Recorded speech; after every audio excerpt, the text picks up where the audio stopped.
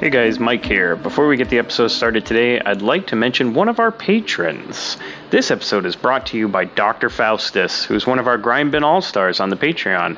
And he actually has a website that he'd like all the Grindbin listeners who are into that sort of thing to check out. It's very adult in nature, but if you like Robotrix, you're definitely going to like this. It's eroticmadscience.com. That is his website, and he has all sorts of interesting comics that he has done over the years that you can check out there. And Dr. Faustus is one of our longtime listeners and one of our great patrons over on the Patreon. Longtime listener. He actually recommended Invasion of the Bee Girls a long time ago for this show, so he's a longtime listener, and we appreciate everything he's done for us over the years. So if you want to do him a favor and check out his website, eroticmadscience.com. It is very, very adult in nature, so no children. Go ahead and check it out and let them know Grindbin sent you.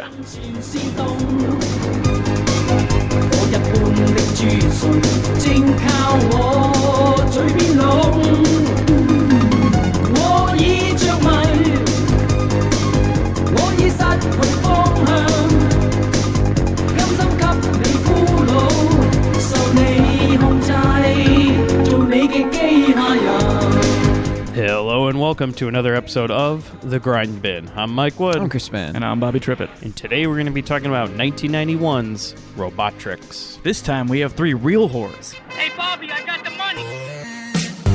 Yeah, I made the tea. But you're a hooker. Get that goddamn thing out of your mouth. What is Selena?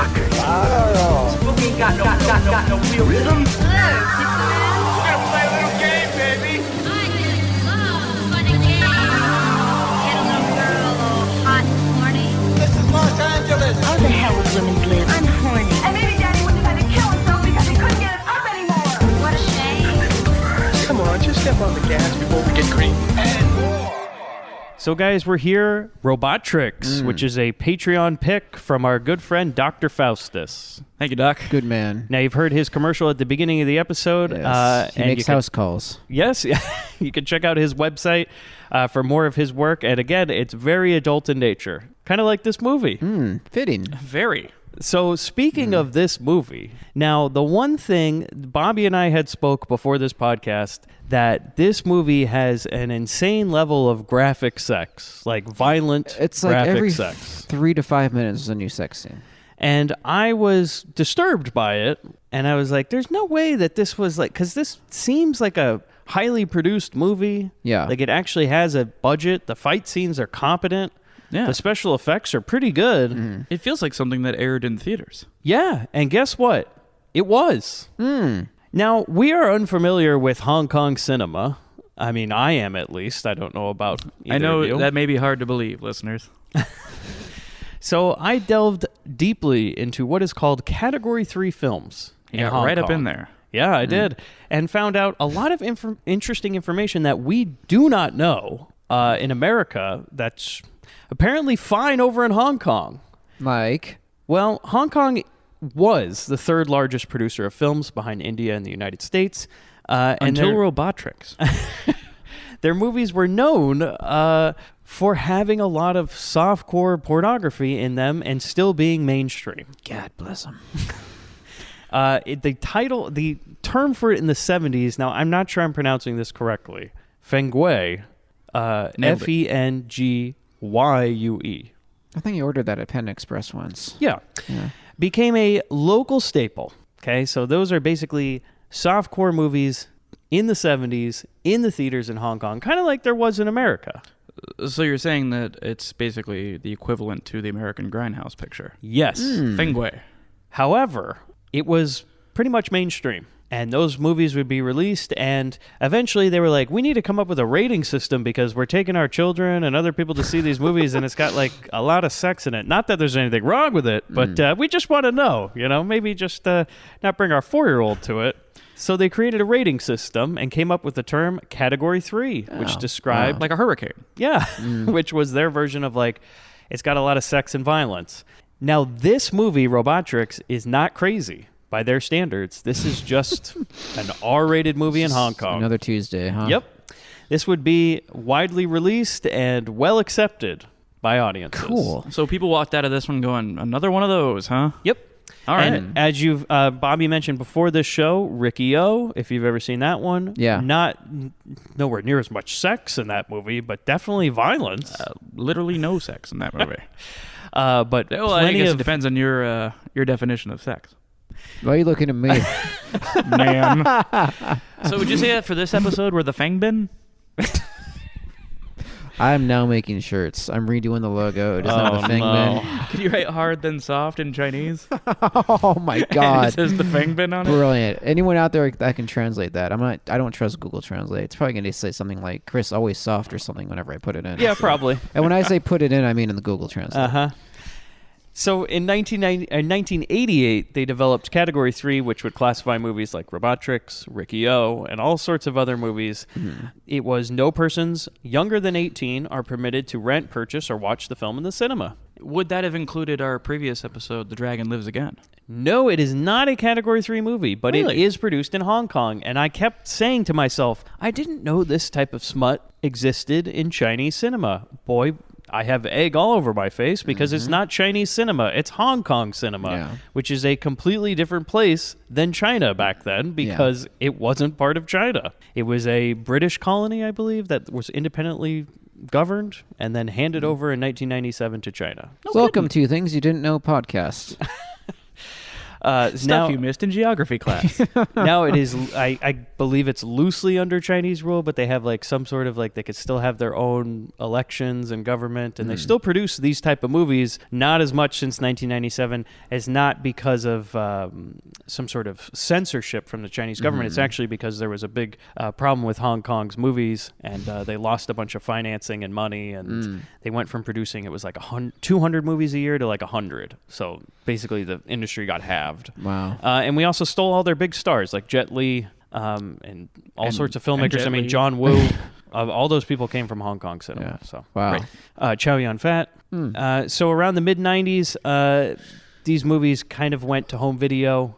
Category 3 films were not really theatrically released. Still not really a problem. So Robotrix, even though we view it as like there is no way in hell this would ever be released in an American cinema, I don't even know if you could get this on direct-to-video. You might have to go through a beaded curtain. Yeah. The amount of right. graphic sex in this movie is disturbing, I guess, to our Western eyes. It's true. There's no way to acquire this in America unless you have Amazon Prime, then you could just stream it. Yeah. Because it is currently available on Amazon Prime. And Dr. Faustus had mailed me a DVD copy of this movie. I have the official DVD release of Robotrix. It's an official release. Yes, it is. I was Got looking a case it up, and and everything. I was able to find DVDs that were made across the pond. Yep. But I didn't know there was an American release. What are the special features on that, if you will? I haven't looked at the special features, but that's, I should have done that, Chris. Yeah, you Right. should have. No, it's got There's a lot of graphic footage and everything. of Amy Yip going, I don't act anymore, leave me alone, as they follow her through the grocery store. So the director and one of the writers of this movie, Jamie Luck, he is a longtime actor in Hong Kong and China with 141 credits. Wow. He was still acting as recent as 2016. He has also directed 21 movies. This is basically one of the only ones that was translated into English and any one that people in America would know about. Cool. Here's an interesting one, though. This one's from 1994. It's called Bomb Disposal Officer Baby Bomb. Explosive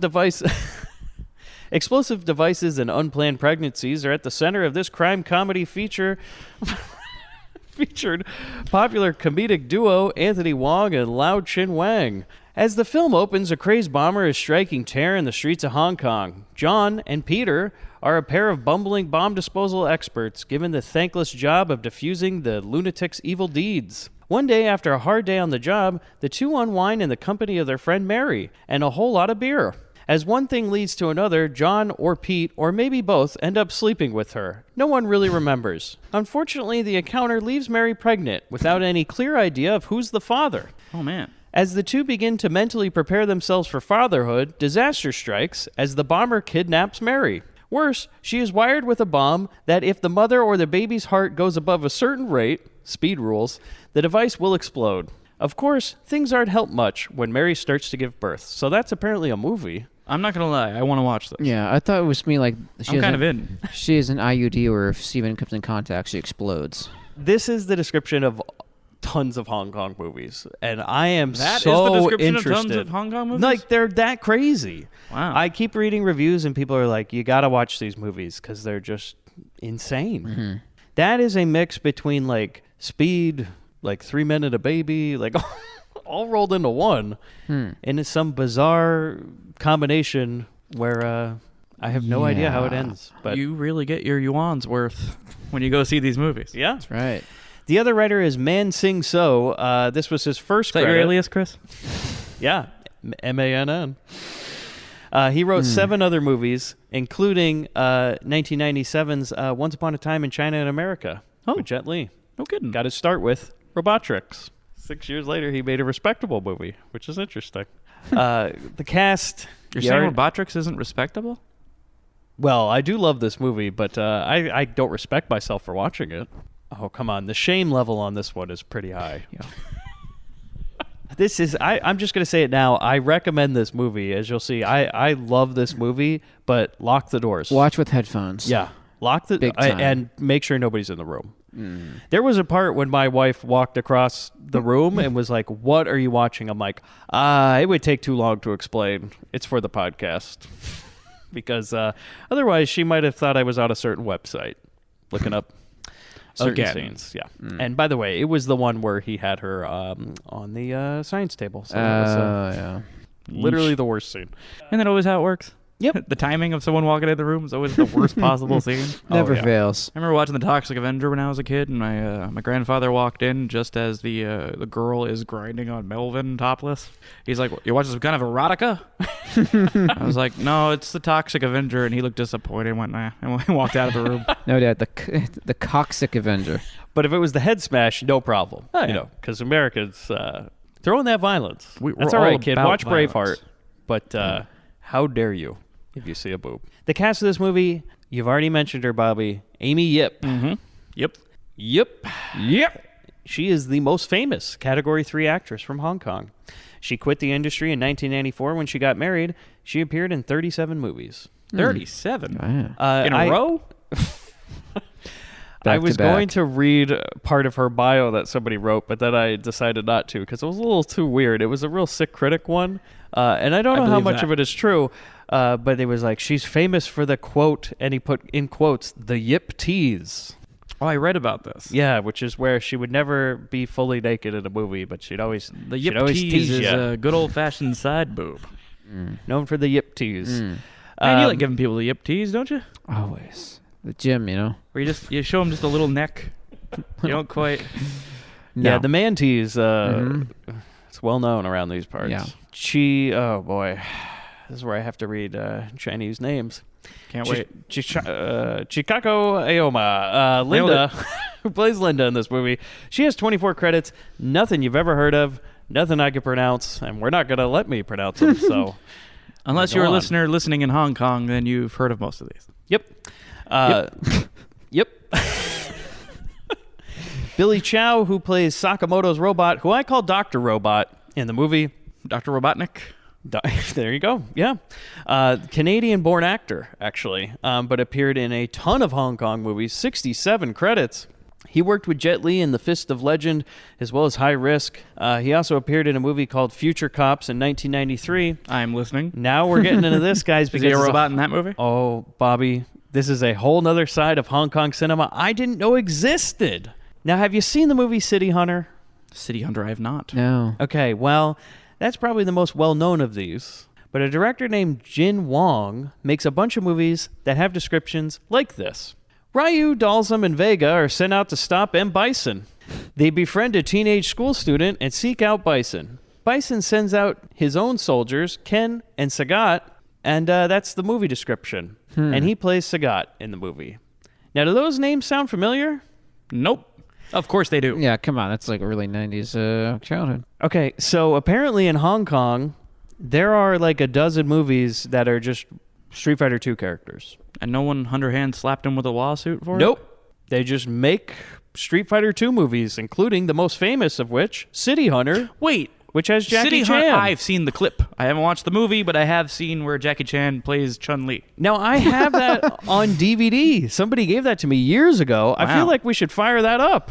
Maybe. Yeah. Let's see if the rest is as crazy as that fight scene. Yeah. So there's a whole subgenre of Street Fighter 2 movies in Hong Kong that they just took. They're like, hey, Capcom. Oh, that's amazing. Hey, Capcom. Come and fuck get you. us. Yeah. Street Fighter 2 is a awesome. subgenre of film over Yeah. there.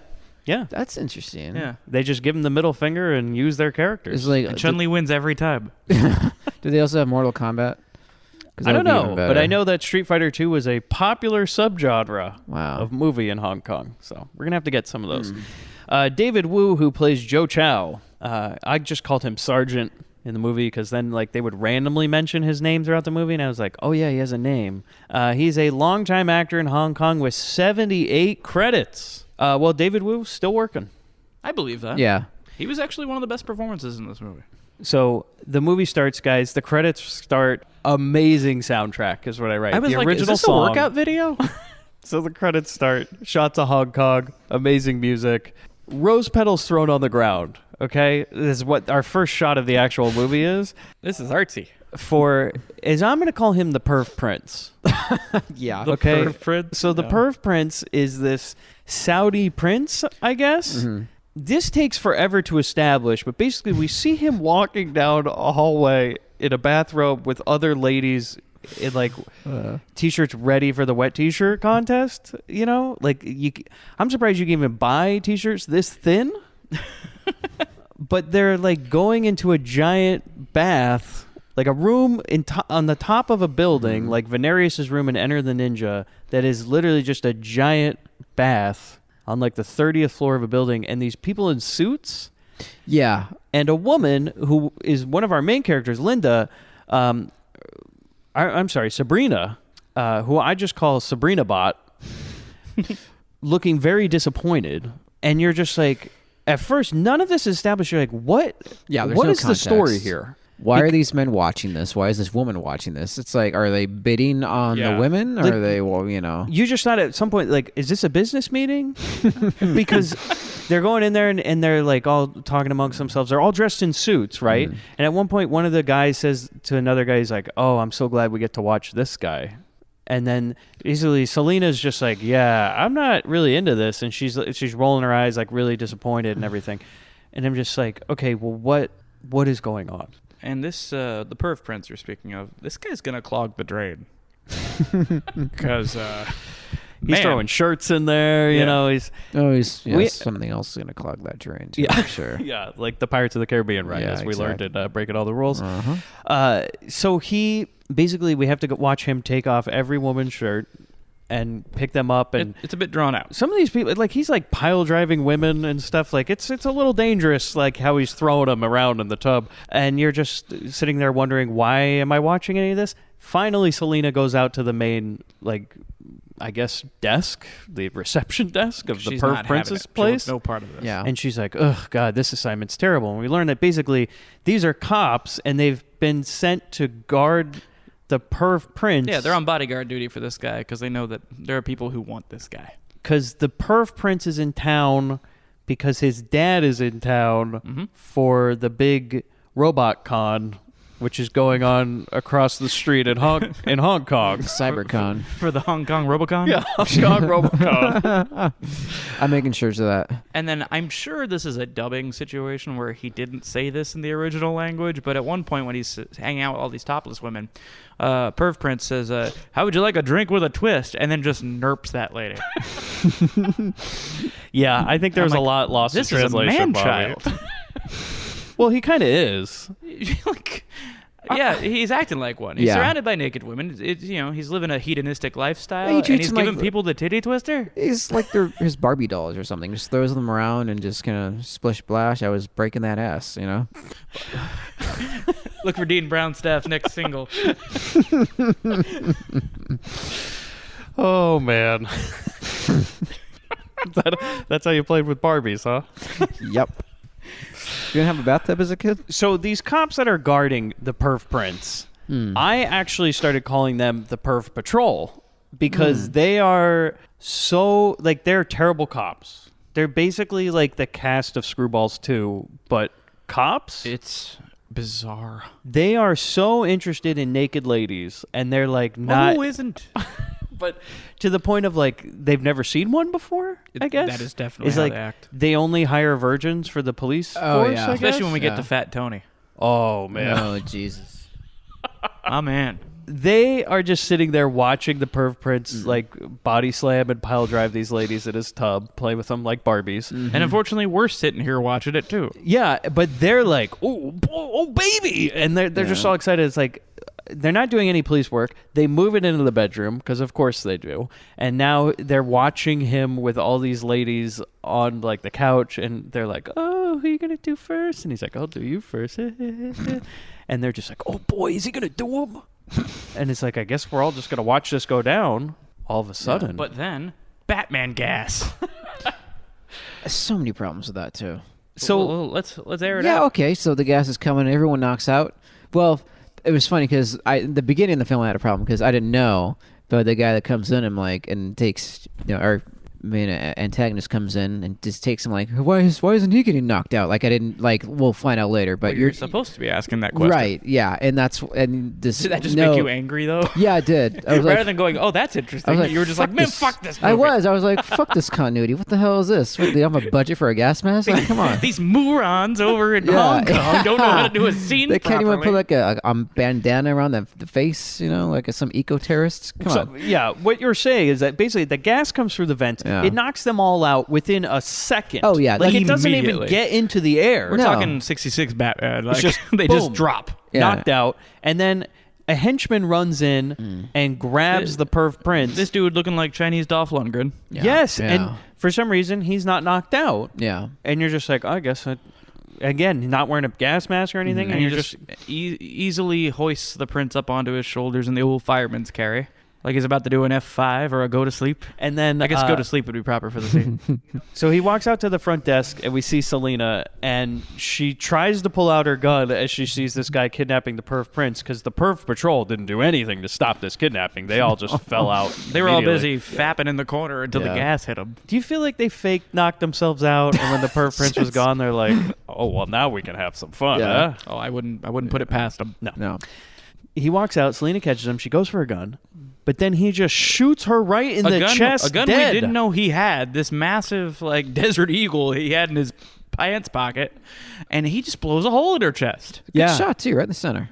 Cut to hospital. Now, two of the guys from the perv patrol just come running in. They're like, "Oh my god!" Like going crazy. One like, of them's our "Selena, man Selena." Joe, Yeah, Joe Chow. who we'll be following for most of the movie. This other guy, Fat Tony. Let's lay it out. Let's describe Oh, Fat boy. Tony in the scene. He's about 5'7". He's got like an Amish beard. He's got an 80s pro wrestling bullet. He's wearing like a leather jacket with some nice pleated slacks. It's a great look. He is the huge erection from Screwballs 2. Unquestionable. Like he is the erection. I thought you were going gonna say Hughes for a second. He is the Chris Hughes of this. Don't you speak of a dead member of the band. Don't bring up their name. I He who shall not be named. I was gonna paint a pentagram on the ground and say his name 3 times and see what happens, but Yeah, I don't think you'd like it. I don't think We so don't want the either. Ghost of Hughes reappearing on Actually, this podcast. Yeah. Try it. Well, I'm afraid my ex will appear. Because of the same name. Zing zing. So these guys are freaking out, and we get the introduction of Fat Tony, who is one of the most disturbing characters in the movie. MVP of this film. Of many disturbing characters in this movie. And the guards, so these guys are guarding the operation room. They're like, no, you can't run in during like an actual surgery. She's being surgered on. I think those are the exact translations. That's basically what they say. They're like, Yeah. they got her chest cut open right now. And he's like, ah, blah, blah, blah. And they're like, no, just wait. Then we go to, Just wait, It's okay. check this out. yeah. We learned this in Moving Target, that you can hysterically come into an ER and start screaming at people, and people won't remove you from them. Yeah, if only. But if you want to get real information, you got to Borgnine it. Where It's you true. just, you know, It kind of took- saunter up to the nurse's station and tell Jason Bateman what your problem is. Exactly. It took 10 minutes for me to get out of there. So we go to Hong Kong Robocon, and I just write, this is incredible. Because the first thing we see is a painting of God and David, but replace David with a robot, and It's he's pretty touching great. God's hand. Yeah, And I want that that. robot looks like the robot you'd see on like a pinball machine back glass too. Yeah, like Yeah. Pinbot. It looks like Pinbot. It's Maybe like it's it Michelangelo's is. Oh, creation of shit. Pinbot. You guys Buddy, know this. Maybe it is Pinbot because he's like the original pop culture robot. You know. gotta be. True. It's gotta Oh, be. I want that point. Did we gloss over the musical Locket? Oh yes, I'm sorry. Go ahead. So in the hospital. No. He like hands it to him. So like one of the security guards. That's right. That they took off of her person. That's Yeah. when we discovered that Joe has a relationship with Selena, because she has a musical locket with a picture of Joe in it that plays song when she opens it. And the picture of Joe, it's his O face. Let's just get down. He's like It biting really his is. lip. He's going in the picture. It's like, why is that the picture? That's what she wants to remember. Yeah. Although I think we find out that like, and I'm not kidding, I think everybody in this movie is a virgin. Yeah. Because it really is. It's just like, oh, it's my first time. And you're like, these people are like 40. Yeah, she got really good timing on that camera to capture that face just perfectly. Yeah. She's like, all right, got it. Maybe she had it on burst, It was on burst, all right. Hey. Ooh. So we're at Hong Kong Robocon. Hong Kong and Robocon. The leaders of the world are sitting on one long couch. It's Yes. like the Last Supper couch. Right in front of the mural of Pinbot. In front of Michelangelo's creation of Pinbot. one of you, Michelangelo's Pinbot. I love that. one of you will belay me. So then the robot show begins, and oh my God, are we in for a treat? It's amazing. Well, they refer to it as the exhibition into the future world. I think they had this at Epcot. okay. I'm I'm like pretty 90s. sure. And we meet these two glam punk women. Well, okay, hold on. Before that happens, oh no, you're right. We meet them, And we met them right around the same time we were looking at the Pinbot painting. which we also learn that. So these women are from Japan. They're not from Hong Kong. They're like, these are the Japanese ladies. However, everything they're the leaders of Robocon. They also have a lab in Hong Kong, but they're credited at first as like, these are the ladies from Japan. But I guess they moved here because they got all their lab and everything else. People are totally allowed to move between countries, especially for science. Well, because they say at one point, as we'll learn, basically World War II happens on stage. Because the Germans come up and they go, we have the best robots. Let's go through it. Let's not just Yeah, Like, let's not this drive is- past let's it not with the gloss windows. over it, yeah. This really is like a retelling of World War II. You know, that's an interesting take, Mike. Through interpretive robot. Because the Germans come up and say, we have the best version of the robot man. And he comes up and he looks exactly like the guy from the I'm Too Sexy video. This is great. I thought it was like- He's Neon Bondage Terminator. No, he's fucking Johnny Cage, man. Like, You know Yeah. what he looked like to me? This guy, the German robot, looks like a character from Pit Fighter, if you remember that. Yeah. Yes, Yes. like the shit, the That worst shitty fighter, fighting yeah. game. Like He's like, yes, Because if this you guy say is in- Johnny Cage with a crop top. Absolutely. He's in Yeah. these like Dayglow spandex. Everyone looks like they're wearing like a collegiate wrestling singlet with underwear over it. It was like they're like, oh shit, we can't have the robot go up on stage naked. That would just be unprofessional. And they're like, well, go buy some clothes. And like, well, the only thing open is Kids R Us. So can we find something there? And like what they got him doesn't fit at all. It's just like a. I wish it was a- like, well, the only thing open is Condom Revolution. yeah, like, you can either have Kids R Us or Condom Revolution. Strangely, they're right next to each other. So. You can tell a robot by his hot pants. So they have him come up on stage and he does, his German thing, like he does a techno song and And everyone's loving it, but until this big dude stands up. And is this guy a plant? Like a Oh, yeah. Yeah. like Because a this- plant this- from like a timeshare thing, yeah, 'cause right? this big Chinese pro wrestler stands up. He's looking like Bolo Yoon. Like, And, I'm surprised they didn't just play his entrance music right there. They should have. and he's just like, man, this guy ain't shit. You There he know, goes. but what's funny is the dubbing they gave him like a hick accent. Yeah. This guy sounds like Yosemite Sam. He goes, that robot isn't strong. Look at my chest. And he rips open his shirt like Balrog. Yeah, and this dude is ripped, by the way. And again, plant. He's got to be. Yeah. And I'll then- buy 10. And so that guy gets up and he's like he wants to step up and challenge him, and he's talking all kinds of trash. And then the robot's manager shows up, who is the I'd buy that for $1 guy from RoboCop. Yep. Dead on. Harvey Whippleman pops out. He's like, well, you want to try him? Then World War II happens because America steps up and he kicks that buff guy's ass. All right? Easily. He kicks the plant's Which ass, really which he was supposed lends to your plant theory. Yeah. Because it doesn't really do much. But I do like this is that the buff guy loses, and then he literally just picks up his clothes and runs out. Like he runs full speed out of RoboCon. Well, he's gotta pick up like his check. He's now disgraced. And they've sent him off to Warrior Island style. Like, that's done. You're done, buddy. Yes. He's a disgraced martial artist.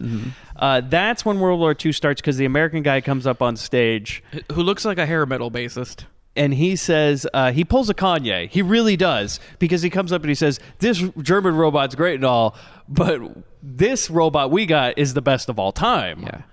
And up comes the American robot. And then fight. Yes, there's a giant fight scene between the two. And we then, got like double headbutts and they electrocute each Well, other. don't they do like a little dance? They do a little spin, they grapple. Like yeah. our little hand. You know what this feels like? This feels like you get this like lame knockoff Mortal Kombat that your It did. parents I got you. felt totally like, you ask for Mortal Kombat 2 and you get this. Yeah, you get Dead Combat. So this is like Kakuto Chojin. Oh, God.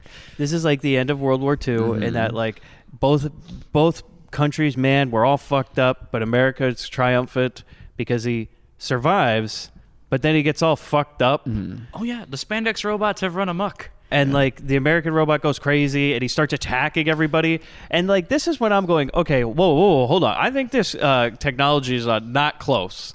Because if the robot can go crazy and start killing people, that's a problem.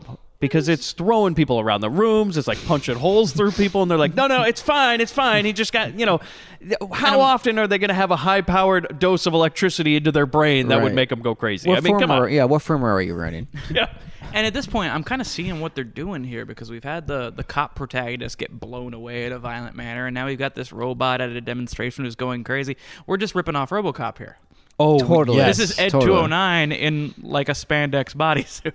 Like we said about that Baby Bomber movie, where it's just basically ripping off Speed with other movies, right? This movie rips off RoboCop, and then it just becomes Terminator. Yeah. Perfect. Beautiful. Yeah, it's great. beautiful. What else do you want? I mean, I don't. and you can jerk off to it. It's the perfect movie. I've always wanted Terminator and RoboCop to be combined with breasts. It's just, Yeah. a dream come true. Time out, guys. We weren't already doing that to RoboCop? Yeah. I'm lactating. Well, we know dear. from a mini bin that Bobby has got plenty of scary searches on his search history. We don't need to talk about that, Mike. Bobby, we finally found it. We did. So, as the spandex robot is running amok, ready to attack people, who saves the day? But in flips... The Japanese. So this is to me In flips like the Japanese. It is though, and then it's like, okay, so this is like a little reimagining of World War II, and it's like the Japanese are actually here to save the day, and like a 1950s style robot like jumps in, like the robot from Lost in Space or something jumps in. She looks amazing. It's the bride of Pinbot. Wait, I thought Pinbot was female. Oh my! No, he does have the Bride of Pinbot actually. I've seen that. yeah. But she looks like she's got the RoboCop headgear on. She's wearing the visor and the dome, but then the rest of her is dressed like a putty from Mighty Morphin Power Rangers. Yeah, kicks ass. It's awesome. time. So I do say the fight scenes in this movie are Oh, they're epic. tremendous. They're Yeah. very good. Oh yeah. I was like thoroughly entertained. That's when you remember this is a Hong Kong action movie. Yeah, and they do it right. So And she's like wrapping this robot up in chains. yeah, and Japan wins. And so basically the two ladies come up on stage, say, hey, this is our Japanese robot. How do you do? And then some Saudi king comes up and he's like, I want to buy some robots. And this looks problematic. yeah, so I would say He's not looking terribly Saudi. would you say that this guy looks more or less like the Saudi king from Hell Squad? This guy looks like Franco Nero. Yeah, but like they didn't even bother to put makeup on him. Like almost thankfully didn't put any sort of shaded makeup on the guy's face because Yeah. he's just a straight up white guy. And while I appreciate that they didn't try to put him in some kind of brown face to play the Saudi king, it just looks like my dad. Yeah, or like it's like Joe Pesci playing a Saudi king. Like he comes up and he's like, "Hey, yeah, well, I want to buy some robots," and they're like, "Okay, how many you want?" And then I'm a dignitary, you motherfucker. What's the best-selling robot on the market today? Then the robot told him to get a shine box, and it all went wrong. So then the cops come into the show and they go, "Oh, hey, Mr. Saudi King guy, are you a Saudi? You must be because you got the headdress on." Excuse me, sir. We're looking for a Saudi king. All we see is a white guy pretending to be a Saudi. Do you know anything about your son being kidnapped? And he's like, "What?" Cut to a ransom video. And this is where we meet Yuji Yamamoto, our resident mad scientist of this story, who cuts in with a video like he's one of the mads on Mystery Science Theater. It looks like he's about to make them all watch a B movie. Yes, and he's... This is like done in such a great ransom video style, like where somebody doesn't know how to operate a camera because he's talking to the camera while he's still all out of focus. And then he like walks into the room. I rate it's in a crazy amount of backstory in 1 minute. They like basically explain the last 10 years of stuff between these characters in the matter of 1 minute, where basically the gist is Dr. Yamamoto is a crazy scientist guy who makes his own robot people, androids, and the Saudi king was gonna buy a bunch, but then he's like, he went crazy, and so I was like, I'm not gonna work with him anymore. I'm gonna go buy myself a Japanese robot and go to Hong Kong Robocon. But Yamamoto didn't like that. Not one bit. So now he's developed a way to put his own mind into a robot. Transfer his consciousness into any body he wants. And we watch him do that. In quite a violent fashion. So he gets the robot all ready to go, and then he hops up on the other bed and commits seppuku. Yeah. I mean, and Bobby's not exaggerating. It is literally seppuku. He sticks a sword in his gut. Gives it the old once across. Yeah. Drops down, and then wakes up in the robot's body. They're like, pills could have worked. That's a whole lot of trouble and mess to go through. But he's like, just do it quick and clean. Well, he's a man of honor and tradition, obviously. I think it kind of, that's true. Yeah. I think it does add a little bit of craziness to it, Yeah, it's very, very manic. So now he has become Dr. Robot, is what I write. Docbot. Dr. Robotnik. Docbot, yeah. Dr. Robotnik, Dr. Robot, Docbot. As you please. He has now become that. So they also have a ransom note. Like the cop reads this long ransom note. It basically says everything he said in the video, but they're like, in case you weren't listening. So basically we learned the only way to fight a robot is with another robot. Only a ninja can kill a ninja. Yeah.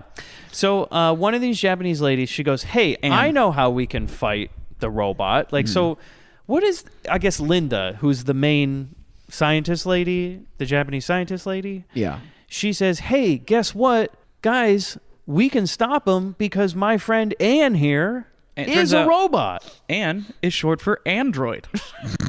and she proves it to everybody because everyone looks at her and goes, oh, bullshit, that's a robot. That's a woman if ever I've seen one. And she goes, no, watch. And then she stretches her mouth open and you can see all the mechanical parts of her face. And they're like, if her mouth can do that. Yeah, again, the Perf Patrol's getting like, right. Oh, add attention. Yeah. And I guess we probably should have guessed because she already had tinfoil in her hair. Your tinfoil's showing. How dare you? So now they decide basically to pull a RoboCop because they're like, wait, well, we can't. For some reason, they're like, we can't just stop her with stop the robot with Ann. We need to take Selena and turn her into Selena Bot. Because then they're like, wait, oh, no, don't worry. We can also transfer the mind of a human into an android. This is like old news, guys. Weren't you at last year's Hong Kong Robocon? Like, that was last year's thing. We all know last year's was poorly attended. Yeah. Y'all should have been... Yeah. We did a panel about this. That's how this guy knew about it. It's like the introduction of Siri. It's like, and... Yeah, because they're saying it just like, this is no big deal. Yeah, of course. Yeah. Why don't we take that lady cop? Yeah. Because, and the reasoning is like so flimsy. They're like, because... she once saw him. It's like, well, we all saw. Everybody on the Perv Patrol saw him. Well, shit, turn Fat Tony into a robot. We have a video of what his face looks like. Why do we need Selena Bot? Let's all be robots. But they're like, let's not let her die. We'll turn her into a robot. And they're just like, well, should we let her know or anything? Like, Google's been doing it for years. Yeah. So we go to the robot brain transfer. This set, man. This looks... Oh, my God. This looks like a late-night, like, softcore movie. Like, this looks like fighting Robot Emmanuel. Yeah, which it becomes. Yeah. It's kind of a hint of where this movie's going to go. There's a little invasion of the B-girls in this. Very close. Here's the thing, though. They don't talk about this. Not only can they make an android, a robot lady... You can fuck them. Well, they make her anatomically correct, Right. as we learned. And we're going to get into all the bizarre things that, like, I don't understand why they would program androids with these type of emotions, because it just doesn't make sense. But apparently you can copy the body exactly. Because Absolutely. they have a table with her on it, and then a literal copy of her, like, down to everything. Like, this is... They first had to 3D print another her. Yeah, Yeah. it's like they've built a woman from scratch, wrapped her skin around this robot, and then transferred her mind into it. Selena Bot wakes up, and she's Early like... real doll technology. I really was like a real doll thing. Do you think Ah. the one perfect guy was like, let's spend a little bit more detail on the breasts for a second? Yeah, they Just- spent too much time on it. Yeah, Like, they're like, why? we got to get those perfect, Yeah. or else everybody will know she's a robot, even Right. though we're going to tell them all in about 5 minutes. Right. So she wakes up and she's like, "Oh wow, I'm alive! Thanks for saving me." And they're like, And they're like, nope, you're dead. And a robot. And she's like, "Ah!" And she stands up and starts like running around. And they prove it going to crazy. her by showing her own corpse. Yeah, and they're that like, shit's heavy. That's you. Yeah. Like, can you This is the imagine? new you. 'Cause that's how we all want to go out, waking up like that. I wouldn't mind, you know. Yeah. I mean, is it really that bad? Like, she wakes up, you know, Yeah. I guess the initial thing is like, "Oh my God, I'm a robot." That's but then the you're like, initial well, shock. I mean, Well, I am here alive. Now. Yeah, here now, and Yeah. as long as the battery recharges, unless Exactly. unless Apple didn't make the battery, we'll be fine. Like for a couple of Planned recharges. obsolescence. Yeah. Or Samsung makes Sorry, it. dude, you got about a year. If you had that Galaxy battery and you catch on fire, you're in real trouble. If but you go on a plane, you're fucked. yeah. So they calm her down without too much effort, and they're like, no, being a robot's cool. Though she does have some questions. You know, she's like, "Why did you pick me?" And they're like, And they "Oh." explain to her, "Well, because you're a good cop," and so on and so forth. All the reasons. At As the end, they, they say, "Besides, you just died." As they eyeball the body naked. Oh, just because. They're like, have you seen the movie RoboCop? Because we did, and we've always wanted to do that. And so we finally found a dead cop, and we're like, we're gonna do RoboCop, but make her a lady. She's like, "Does my leg open up and have a gun in it?" They're like, "No." It was like in Hong Kong. They're like, what makes Hong Kong Crown is like, what makes RoboCop better? Hong Crown? Yeah, Hong Crown, and he's sitting in a boardroom and nobody answers him, and he's like, breasts. RoboCop with breasts, Pounding the table. and they're like, oh, okay, Yeah. Throw some D's on it. yeah, and she likes to fuck, and they're like, okay, this is very specific. And Hong Kong Crown is every bit as upsetting as American Crown. I Yeah. feel like he also has a theme song like Hong Kong Phooey.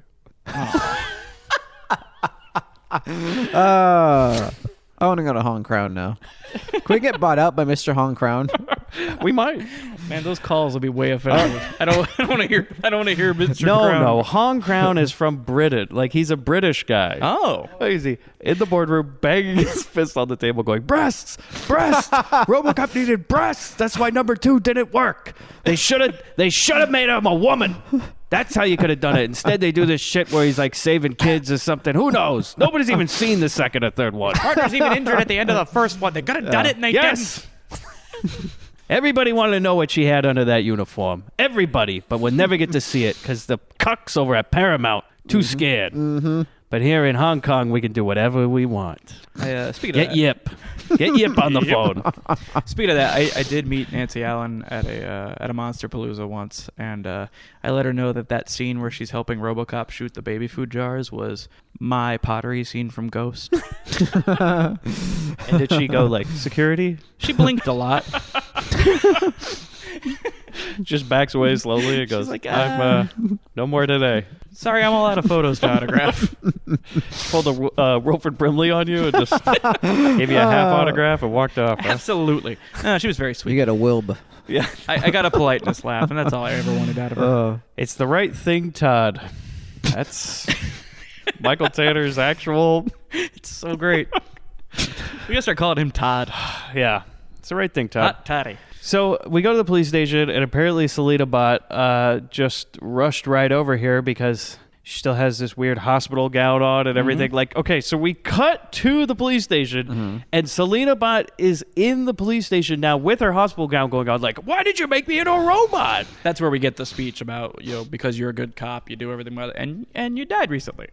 And she was You were like, the most recent one to die. she's like, okay. Makes sense. But again, there's Can't not argue really with that. like I am dead. the only bad part is that you're an actual robot, but otherwise you're the same person. You literally are. You have the same mind, but now you got super strength. And now your body's cold and you can't feel anything. Yeah, and you can't get cancer. or it's shit, fucking great. or pee, or yeah, exactly. I don't know about that, Chris. Because Well, then we'll get to that. Yeah. Well, There is a method. this is where you get to. I remember I that. actually yeah. think that they're making the robots too accurate because there's some parts where you're just like, no, that doesn't. Why? Like, why'd they build that in? Yeah. So we go to the hospital room. Now everybody's like coming because basically the whole ruse is that Selena bot has woken up and they're not going to tell anybody that she's a robot. They want everyone to be fooled. So Joe comes in to visit his girlfriend in the hospital to find that there are at least 4 other dudes in her room, and he's rightfully confused by the situation. Like, who the fuck are all these guys? Well, because the perf patrol's like there, Yeah. and they're like, "Oh, can I touch your feet?" And then she's like, "Jesus Christ!" And so then, he comes in and it's like, "Everything's cool now." Cut to a bar. Okay, so this scene is like, it's amazing. Dr. Robot, who is now like a tough guy. Yeah. Okay. He looks awesome. He's got like a leather jacket with some chains hanging from I it. was gonna say this is very reminiscent of like Terminator 2, but I Absolutely. think this Yeah. came out before Terminator 2. It did, yes. Terminator 2 was like 91. Yeah, because it's a lot And this like was filmed in 90. Yeah. it's a. You're I'm just right. saying, James Cameron's a fucking hack. Yeah. Because this is a lot like the scene when Arnold gets his clothes Yeah. at that biker bar. I want the boat to close now. Now I'm betting Avatar is just based on some Hong Kong movie from the early 90s. Yeah, baby bomber. I knew it. So Dr. Robot's dressed like a tough guy. He buys a beer and like this woman hits on him. I have the exact lines. It's incredible. It's something. I gotta tell you, the look of this bar, the outfit that Dr. Robot's wearing, the look of the girl, Hong Kong in 91 was fucking awesome. I'm telling you, Like, man. I want to go to Hong Kong I in do. 91. I was Hell like, yeah. Shit, yeah, dude. Hong Kong just I know so little about Hong Kong until we started getting into these movies. Man, it's a different place. Like I think we need a Grindbin field trip to Hong Kong, you I think guys. so. Got to get that Patreon money up a little bit first, but I think we're Yep. on our way. yeah, we'll bring Hong Kong Crown. Yeah, Hong Crown. Hong Kong Ben. So Little Grindbin Fooey. this this lady walks up. She's like, "Hey, I noticed you were alone. Can I keep you? I'll keep you company if you buy me a drink." And and he pulls the smoothest move I've ever seen. In a very long way, too. This scene, like, do you want to explain what he does? So he super cool, reaches into his jacket and he pulls out about 100 yuan, a bill, and he just reaches over and he puts it inside her shirt and kind of caresses one of her breasts with the money. Yeah, and it's like she's not wearing a bra, but No. he's going to make a bra out of the bill. Yeah, and then he reaches into his shirt again and he pulls out another bill and he completes it. He makes her symmetrical. Yeah. And then he grabs a third bill and he puts it on her knee. And he's just kind of rubbing her knee a little bit with it and then he kind of wads it up and starts moving up. And that's when her boyfriend shows up. Rightfully so, because I don't need to see him pull $1 million man. Yeah. Yeah. So then it gets, the guy comes over and he's like, "Hey, that's my girlfriend or my girl. She costs $1,000. And he says, by the way, he says $1,000 US. He makes sure to say that on the dub, because they're like, nobody's going to understand what whatever 100 million yuan means. And he didn't say that quite yet because first, he starts yelling, "Hey, what are you doing, pal?" And he's, and the bartender goes, "Hey, take it outside, not here." And they both listen to him and they go, "All right, not in here, into the toilet." And he says, "I want $1,000 US, This US fucker currency, tries please." to sell his girlfriend to this guy. I don't think she's a girlfriend. He called her his girlfriend. I'm going to take his word. I got no reason not to trust him. I just met this man. And so Dr. Robot says, "I'm only going to pay you 100," and then like puts his fist up. Like, is that supposed to be like a reference for 100 or something? Because he always does that. He does it a couple times. He goes, "She only wanted 100," and he holds his fist up. I'm like, that's not. No. That's a reference I don't understand. All right, so then he balls up a fist and he murder punches this guy. Straight up caves it in. They show the Yeah, That was the big beautiful. dent in his chest. This was awesome. Yeah. I've never seen this in a So movie. all three of us turned into little Oh, boys loved when we it. watched Yeah, this. We're I like, was- "Oh man!" Do you know how many times I screamed while watching this movie? Again, Oh, it gets my wife's in the corner, progressively like crazier as this movie goes. working on her laptop, and just hearing me go, "Whoa!" like multiple times. And she's like, what are you watching? I'm like, I can't explain it. And she just keeps slowly shaking her head at you. And you're like, money shot. So he caves this dude's chest in. One punch. Then he leaves the bathroom and he tells the goons, he's like, yeah, I made a deal for 100. Here's the thing. And he does the fist thing again. Then the goons, this is my favorite part, is they turn to each other and they go, 100, that's a deal. He would never agree to that deal. Oh my God, 100? He wouldn't give that kind of bargain. Yeah. Let's go talk to him. So they run in there and they find his chest caved in and him dead. Blood just pooling on the bathroom tile. That's it. Cut to Doc Robot. Selena, Dr. Ono, and Anne. Whoa, you cut out a whole scene. Did I? I'm sorry. Oh, yeah. Bobby. Cut what I said.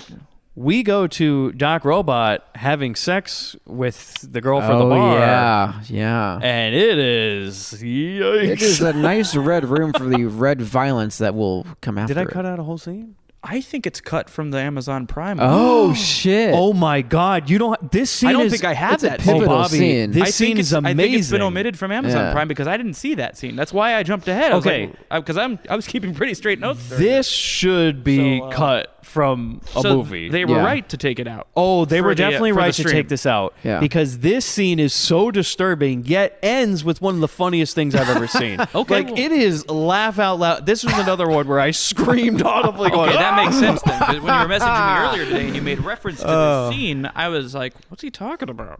Oh, okay. shit. So Doc Robot brings this hooker back to his place. Okay. And this is, he lives in an apartment like It's Angel. like a fucking bordello of Yeah, like he lives in like a blood. red room, Yeah, right? literally a red room. And so he's not developing photos. He's having sex with this Yeah, lady. and he's at least like 3 or 4 stories up. This has to be Yes. known. Yes. And so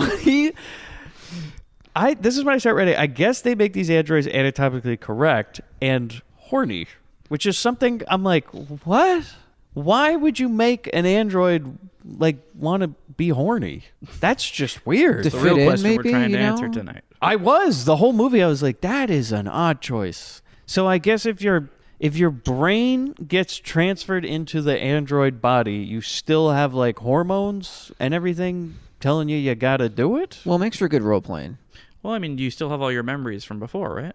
But that's what I'm saying is like if you don't have the testosterone or anything like that anymore, Chemicals and the Yeah, physiology it's like- for it, it's all out the window. So they've programmed androids to be horny because he's like he really wants to get it. I thought it was just like some sort of weird thing to like beat this guy up because he made sense. No, he just wanted to have sex with this lady. So he starts having sex with her too hard. Oh, no. And she's like, stop. It turns into a rape. Oh, man. But this ends in one of the craziest fucking things you've ever 'cause seen. She gets kind of like choked out. Like he's got her up against the wall, choking her out, and then she inevitably expires, we'll say. And we see blood running out of her down his legs. Like, Holy That's shit. not the funny part. Well, the no funny shit, part. that's not the funny part. No. This ends because I'm like, this is going too far. Then it totally redeems itself. we have the wind up and then the pitch. Bobby, he takes her by the face, Fucking throat. by the throat. One hand just backhands her, like just chucks her out a window. What? Goes, ha! And her body goes flying out the 3rd-story window and lands on top of a taxi cab, smashes the windshield. It's like the marquee Yeah. first, and it like bounces the off, fuck? bounces off the marquee, and then splatters onto a windshield of a taxi. Like Holy shit. Like Titanic couldn't get it right. This movie did. Yeah. Oh, the propeller. Yeah, he propeller guys her. yeah. Yet another thing James Cameron stole. But it's knew this the was James Cameron's craziest favorite shit movie? because he does it in one move. Like Yeah. he doesn't even wind up. It's like he just the fuck? he like short tosses her out the window by her throat, bounces off the marquee, lands on top of a windshield, smashes it, blood Oh, everywhere. my God. How did they cut that out? That was insane. I mean, I get it because it's a full-on rape rightfully scene, so. but- Jesus fuck. It was literally like a snuff film scene. Yeah, but the ending is so over the That top. is fucking horrifying.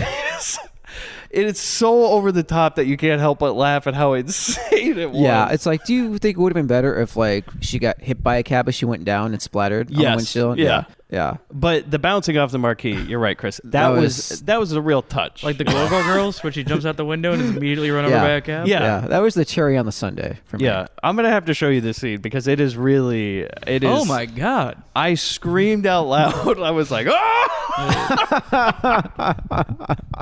It is so Did your wife shocking. look up just at that moment? Oh, I showed her it. Oh God! I was like, "This is one of the most shocking things I've ever seen." It So got where's me. your new apartment, Mike? When are we helping you move in? Yeah, that'll be the next mini. You know, the next mini bin. Yeah. Moving Mike into his studio. We'll be talking to the U-Haul. So we go to the police station, and that's when the That chief... explains why this scene is a bit of levity. Yes, but, well, again, that scene didn't really lend itself to the rest of the movie. No. Other than the most insane kill in the whole movie. Wow. Yeah. Yeah, like you said, I totally get why Amazon Prime would be like, nah, Oh, the rape part is... maybe not that part. The rape part is very, very bad. I'm not Like, sure I wanna was see that. almost like, I don't think I should watch this.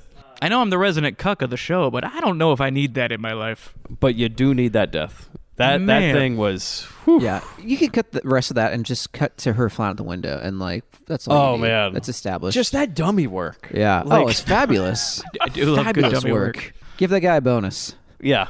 Give the guy a boner. So we're back to the police station. So Selena, Dr. Ono, and Anne are three female leads. They meet the boys officially. Here The Perf Patrol. Yeah. Here come the boys. Yeah. Loose screws. It is weirdly loose screws, this Yeah. whole scene. So basically, he lines all them up, and they're like, "Hey, I guess you guys are the only people who work at this whole police station, all 5 of you, and you're all dressed in suits all the time." Mm-hmm. And he's like, I want you all to get acquainted with each other since you're all going to be working together. So I'm going to leave you all alone to play some grab ass. Yeah. So, but he introduces them. Yeah. To Selena Bot is there. They're like, "Oh, it's good to have her back." And then also they're like, "Now those ladies from Japan are part of our police force." And they're like, Anne and Dr. Ono have both been deputized. "Yeah." They're like, "Yeah, whatever." Well, actually, they're not like that. They're like, the, "Oh, ladies!" And then yeah. The HKPD is not Yeah, they're not the most professional gang They're of at dudes. attention. Yeah, it's a real loose screw situation. really I feel is. like the people who fail out of school, they're like, "Ooh, I want to go be a cop," and they're like, "Yeah, come on over, boys. The water's fine." Yeah. So the sergeant, that's when Joe Chow comes over and he's like, "I got a real problem with women being in charge," and I'm like, "Oh, there's always one." Yeah. Figures, Joe. He's the real Bronson of this. He's like, yeah, that's not gonna work." Not so much. So then we learn that basically, as Bobby said, the way you get acquainted is to just play grab ass. Where they go, "I bet I could beat you up," to a lady, and she's like, "Come and try me," and he's like, "Gladly." And so she explains, you go on and you'll go ahead and attack me. The others can hold me. Yeah, And then yeah, they're like, Yeah. "Yep." screws. Like they're like holding their faces against her thighs. They're nuzzling her at every spot they can fit a cheek. Yeah, And so Fat Tony. Fat Tony yells, "All right, hold her down!" And he's holding up his grabby hands. And I'm like, man, what are we doing? Because I especially haven't seen the previous scene. So I'm like, man, what the fuck is this? And he runs at her, and we're basically doing Charlie Brown in the football, but with an ass kicker. Because suddenly, all the boys let go of her at the last second, and she beats his ass. Yep. And then they all laugh at him. They're like, "Ha ha ha! You tried to sexually assault a lady, you got beat up." He totally fell for it. We got you, you fucker. Hong Kong PD. Hong Kong PD, man. Hong Kong rules. Oh, I think Hong Kong rules. Yeah. I mean, I feel like we should have a HKPD Police Academy movie. Oh my Bobby, I'm god. sure there is. Because we got a bunch of Mahonies here. That's all these guys are. Not only is it HKPD Police Academy, but it stars everybody from Street Fighter 2. You think there's like a Ken and Ryu in a Screwballs type scenario where they're in school, you know? Oh, yeah. Trying to maybe go under a grate, look at Chun-Li? Yeah, I think so. Sakura is just one step ahead of him the whole time. Yeah, they nicknamed her Chun P for a reason. Yeesh. Oh boy. Good lord. Man down. Deputy man of the HKPD. It's Chief. Chief man. So then we go to dinner with Selena Bot and Joe Chow. Yep, and Joe's I'm like, taking his secret robot girlfriend out to a nice dinner. I was like, okay, now I got another problem. we have programmed androids to be able to eat. Yeah. Because that makes even less sense. Shit, that robot's gonna get heavier and heavier if she keeps eating. It just expands. She's not gonna be able to move very well. So I didn't know this, guys, but apparently in Hong Kong, when you have violin music at your table in a fancy restaurant, it comes complete with record scratches. Yeah. Like you can get that live because the music they're playing is like from the 20s from a record that they've just recorded. You can hear the pops and the scratches and everything, and they're playing it off like it's diegetic in the scene. You know? I'm impressed. Like it's just the transfer or something, but we know better. Happy birthday.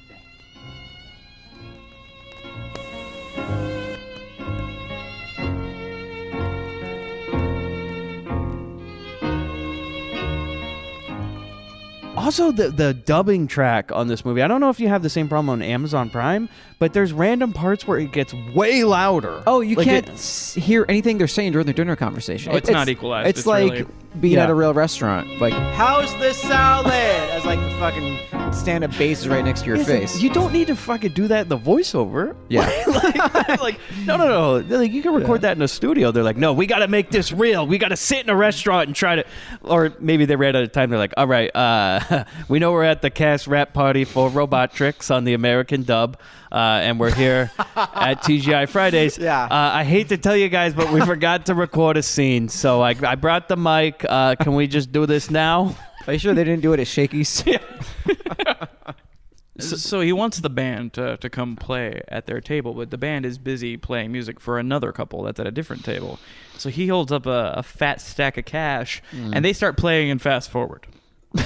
That's a fun little gag. I do like that gag. Yeah. That's fun. That's cute. And then you learn that, like, man, the way things go in Hong Kong, it's just like Vegas. Just hold up a bill and Yeah. That's all you gotta man, you get that attention. Yeah. So he comes over, he plays Everyone that wants song. that money on their knee, man. And this is the weird thing. We find out that for some reason it's her birthday.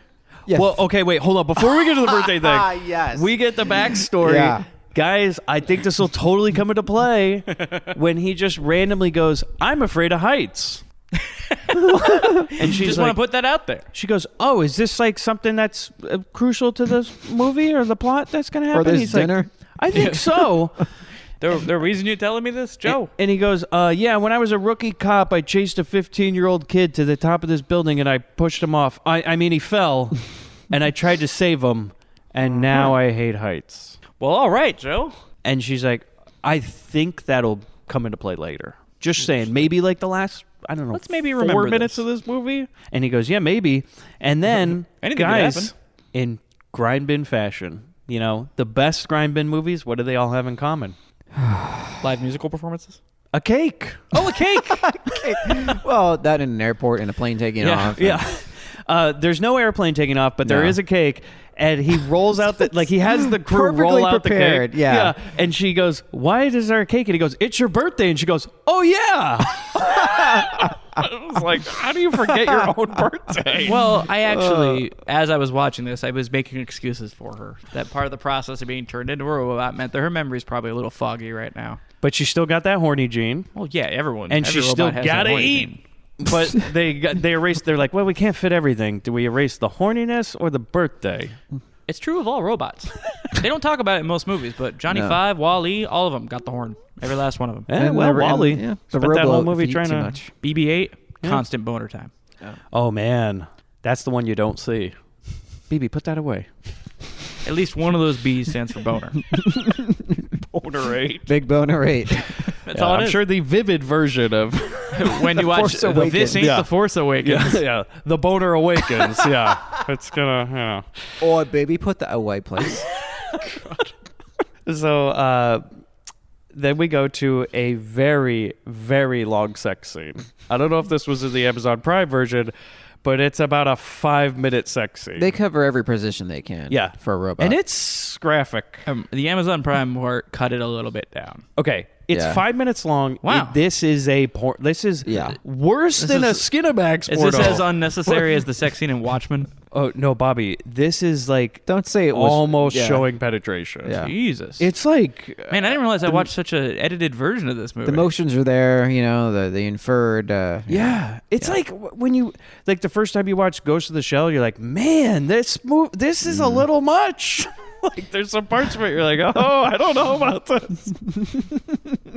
You know what I'm talking about? Yeah. Or like, have you ever seen Ninja Scroll? And you're like, oh boy. Yeah, because part of this, for like a second, I'm like, did I just see Shaft? Yeah, it's Damn right.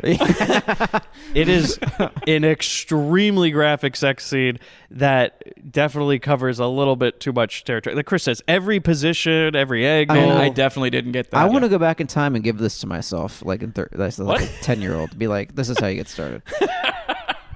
You're like, no, I'm watching a movie, Dad. See the action when he threw that lady out the window? Like, I feel like I watched half a movie here. They cut out all the naughty bits. yeah. And so then it ends with Joe throwing Selena out a window. She bounces off the marquee. That's just apparently how they do it in Hong Kong. It's really weird. But since she's a robot, she just gets up and dusts herself off. yeah. Yeah. He's like, I just thought that's how it was done. Well, at least he did get her a cab. Yeah. It goes on for a long time. Long time. Then we cut to the police station, and Selena Bot is walking in with the Japanese ladies, with Anna and Dr. Ono. And Anne wants details. Yeah, Anna goes, Selena, did you really make love to him? What was it like? And what's funny is she's not like, yeah, that's my boyfriend. I've done it before. It's not. No, she's like, it's embarrassing. I don't want to talk about it. So I'm like, is everybody a virgin in this movie? Like, To be the only way fair- you could be a cop is if you're a virgin. I will say, to be fair, I never want to talk to my coworkers about it after I get laid. You mean every day you show up, somebody's like, Bobby, tell me how it was. Yeah. I'm like, no, I will not. What did you start with? How was the wedding night, huh? Okay, what's on the agenda today? Like, I'm trying to listen to the meeting right now. Yeah. You probably should too. In the middle of a meeting. Just jabbing you and go, hey, tell me how it was, huh? Hey, Light some Kaneki, candles? I'm not going to tell you more. Can we strike that from the minutes, please? The meeting stops. No, Bobby, please tell us all. Speaking of minutes, how long? It's real Screwballs crew over at the old office. At the old place of employment. At the old company redacted. We'll bleep it out. Then we learned that Anne is a virgin robot, apparently. No shit. Yeah, but she's again, a robot that a human hasn't fucked. Then Anne keeps going on about In how this film? she's like, I really want to try that sex thing, and you're like, okay, again, why would you program a robot from scratch to have that emotion? You don't. It's inherent in being a robot. Yeah. It's like, I guess if you give her the parts, she's just gonna want to have it. I guess that's Yeah. Yeah. what they're saying. In a Hong Crown, that's every woman. It's true. Robbie the robot, DTF. There's nothing That's sexier. the danger, Will Robinson. There's nothing sexier than a robot who wants it. It's true. That's what we need in a movie. Robin Williams and Bicentennial Man, erection the whole time. That's why I never saw him from the waist down. Like I said, the people who made RoboCop were cucks. RoboCop wanted it so bad, but they wouldn't allow that in the movie. Yeah. You know they built a Robo It's Dick true. Alpha and the Power Rangers. You know why he kept saying ay ay ay ay ay? because he wanted it. Because he wanted it. So we're basically we're making up for all the cuckery, and we're making them want it. 'Cause robots that's are right. just as horny as a man. he was on fire. It was like a Springsteen video in that robot brain. In fact, she's even more horny. The horniest robot In was fact- what we were going to call this. In fact, in the next scene, I think she should say something like she always wanted to be a whore. Can we put that in the movie? Oh yeah, we do. Mr. Hong Crown. I don't think we should put that in there. You put that in there. Okay, because we go to Perv Control headquarters, which is in like Control headquarters. PCHQ. which is like a smoky back room where they stick these guys like the weirdo cops, where they have their Sounds own. about right. This is like the detention of the police department, and they're like sitting in the room, and the first thing you hear is, "Now we don't even need to recruit whores. We have 3 of our own." Well, that's not the first thing you hear because they're lamenting at first that the whores, as they say, are turning up dead all around town because of what Dr. Robotnik's up to. Because he's throwing ladies out of windows. And their line is, if we don't come up with something real soon, all the whores will be dead and we'll be out of a job. And Fat Tony's like, yeah, it was all Dr. Robot throwing them out windows. I mean, right? And there's an implication here that one of their schemes to try and grab people who are committing crimes against prostitutes is that they dress up the guys as whores. Oh, Yeah. Because that's why Tony reacts the way he does. Because they're like, we're going to do the horror thing again. And he's like, oh, no. not again. Because they put him in a mini skirt and send him out there with his beard. Yeah. Well, it's called fetishes. And that's Yeah. when they go, it's all right, because this time we have 3 real whores. All right, that's it. It seems we don't have any other choice but to use the usual method. Play whores again. Please, no. This time there's no need. We have 3 real whores. I beg your pardon? Cut to, uh-oh, Yep. loose goose. The girls are right behind them. And Oh, boy. this is when Tony gets to really be the huge erection of this whole thing. The huge direction. So yeah, we have Anne is, I always wanted to be a whore. She says, and I'll quote, "It'll be fun. Plus, I've always wanted to see what it would be like to be a whore." And then Fat Tony pitches a tent and falls over just dead. Stay tuned for the new updated theme song of the Grindbin. It's going to be, we're getting to a point where every line in our theme song is going to be somebody referring to being a whore. Yeah. Because the whole thing is the Perf Patrol doesn't know that Anne's a robot. Only the chief knows. So they're just like, go! They just know that this sexy chick wants to be their prostitute decoy. Like Fat Tony goes, my arm's tingling. God damn it. He runs on the floor like Curly Howard. Just whoop, whoop, whoop, whoop. Those are the dreams I had. Was as a as a young boy, as a teenager, you dream of the day it's finally going to happen, and every dream it's about to happen to me, and I die. Something happens, it falls off, or finally that sexy robot lady came into the police department. She goes, I've always wanted to be a whore, Chris. Like a big cartoon safe lands on both of you, but only she walks out. yeah, basically. Or he's ready to have sex with her, but a big cartoon safe just falls on his dick. That would be Just on his dick. yeah. And she's like, Your dick holds up a daisy. Someone's read my diary. Oh, so then I go, I guess we cut to a whorehouse because I can't read Chinese, and the wall is just Sure. in Chinese, and I'm like, all right. And the boys are setting up the hidden cameras in the fuck room. Yeah, Perp Patrol's got their Screwballs 2 setup going. They got the whole blueprints and everything, and they got the camera in the room, and Anna in the room, right? So, and by the way, sometimes they call her Anne, sometimes she's called Anna. They just kind of mix that up. Yeah. So she's credited on IMDb as Anna. Mm-hmm. Is it? Yeah, but then it's Anne in the movie sometimes. Sometimes she's anal. Yeah, that's, Yeah. So some guy walks up to one of the signs and he says, "Wow, the biggest of the biggest." And I write, "What?" That's all they wrote on the sign? Yeah. Biggest of the biggest up these stairs? What does that mean? He goes up to it and goes, "Wow, the biggest of the biggest." Then he walks upstairs and you're like, "Oh, okay, he was just remarking." Well, your reaction shows that works. I guess, yeah. What does it mean? I gotta find out. Yeah, and then he walks into the room and he goes, "I want the biggest of the biggest." And they're like, "Hey, $300, please." They hand him a cheeseburger. Okay, so now, it's just a Carl's Jr. Yeah, it's a $6 burger. And Tony just starts crying. He's like, "I was gonna eat that." So, okay, here's when the Hong Kong PD forgets that they're a police department, and they're like, "We're running a whorehouse now, right?" Because I wrote down in my notes, what's even the plan here? Because when you're doing like a sting operation, you don't actually finish the transaction. Okay, yeah. They're So just like, all right, so we set her up, and she starts prostituting, and She's just question mark profit. She's just a synthetic sperm dumpster, though. She has no feelings. Jesus Christ, man. Well, They don't know she's a robot, man. Okay, at this point, so is prostitution legal in Hong Kong? I don't know. Because this is like a business, and they walk in, they advertise I'm biggest of the thinking biggest. it's not. Hold on. Because there's a scene coming up where a cop has to go, "Hey, I'm a cop," to a bunch of, we'll get to it. Yeah. Well, BRB. So yeah, these dudes, Chris, you're back from Hong Kong. What's the news? Boy, does it burn. Biggest of the biggest? Biggest of the biggest. So burniest to the burniest. Anne is in her room, and they're like, "Okay, you're gonna be a whore now. There's a man. You have a customer, Anne." And then she's Do like, your thing. "Great." And she starts taking off her clothes. And we get the yip tease. Yeah, we get the yip tease.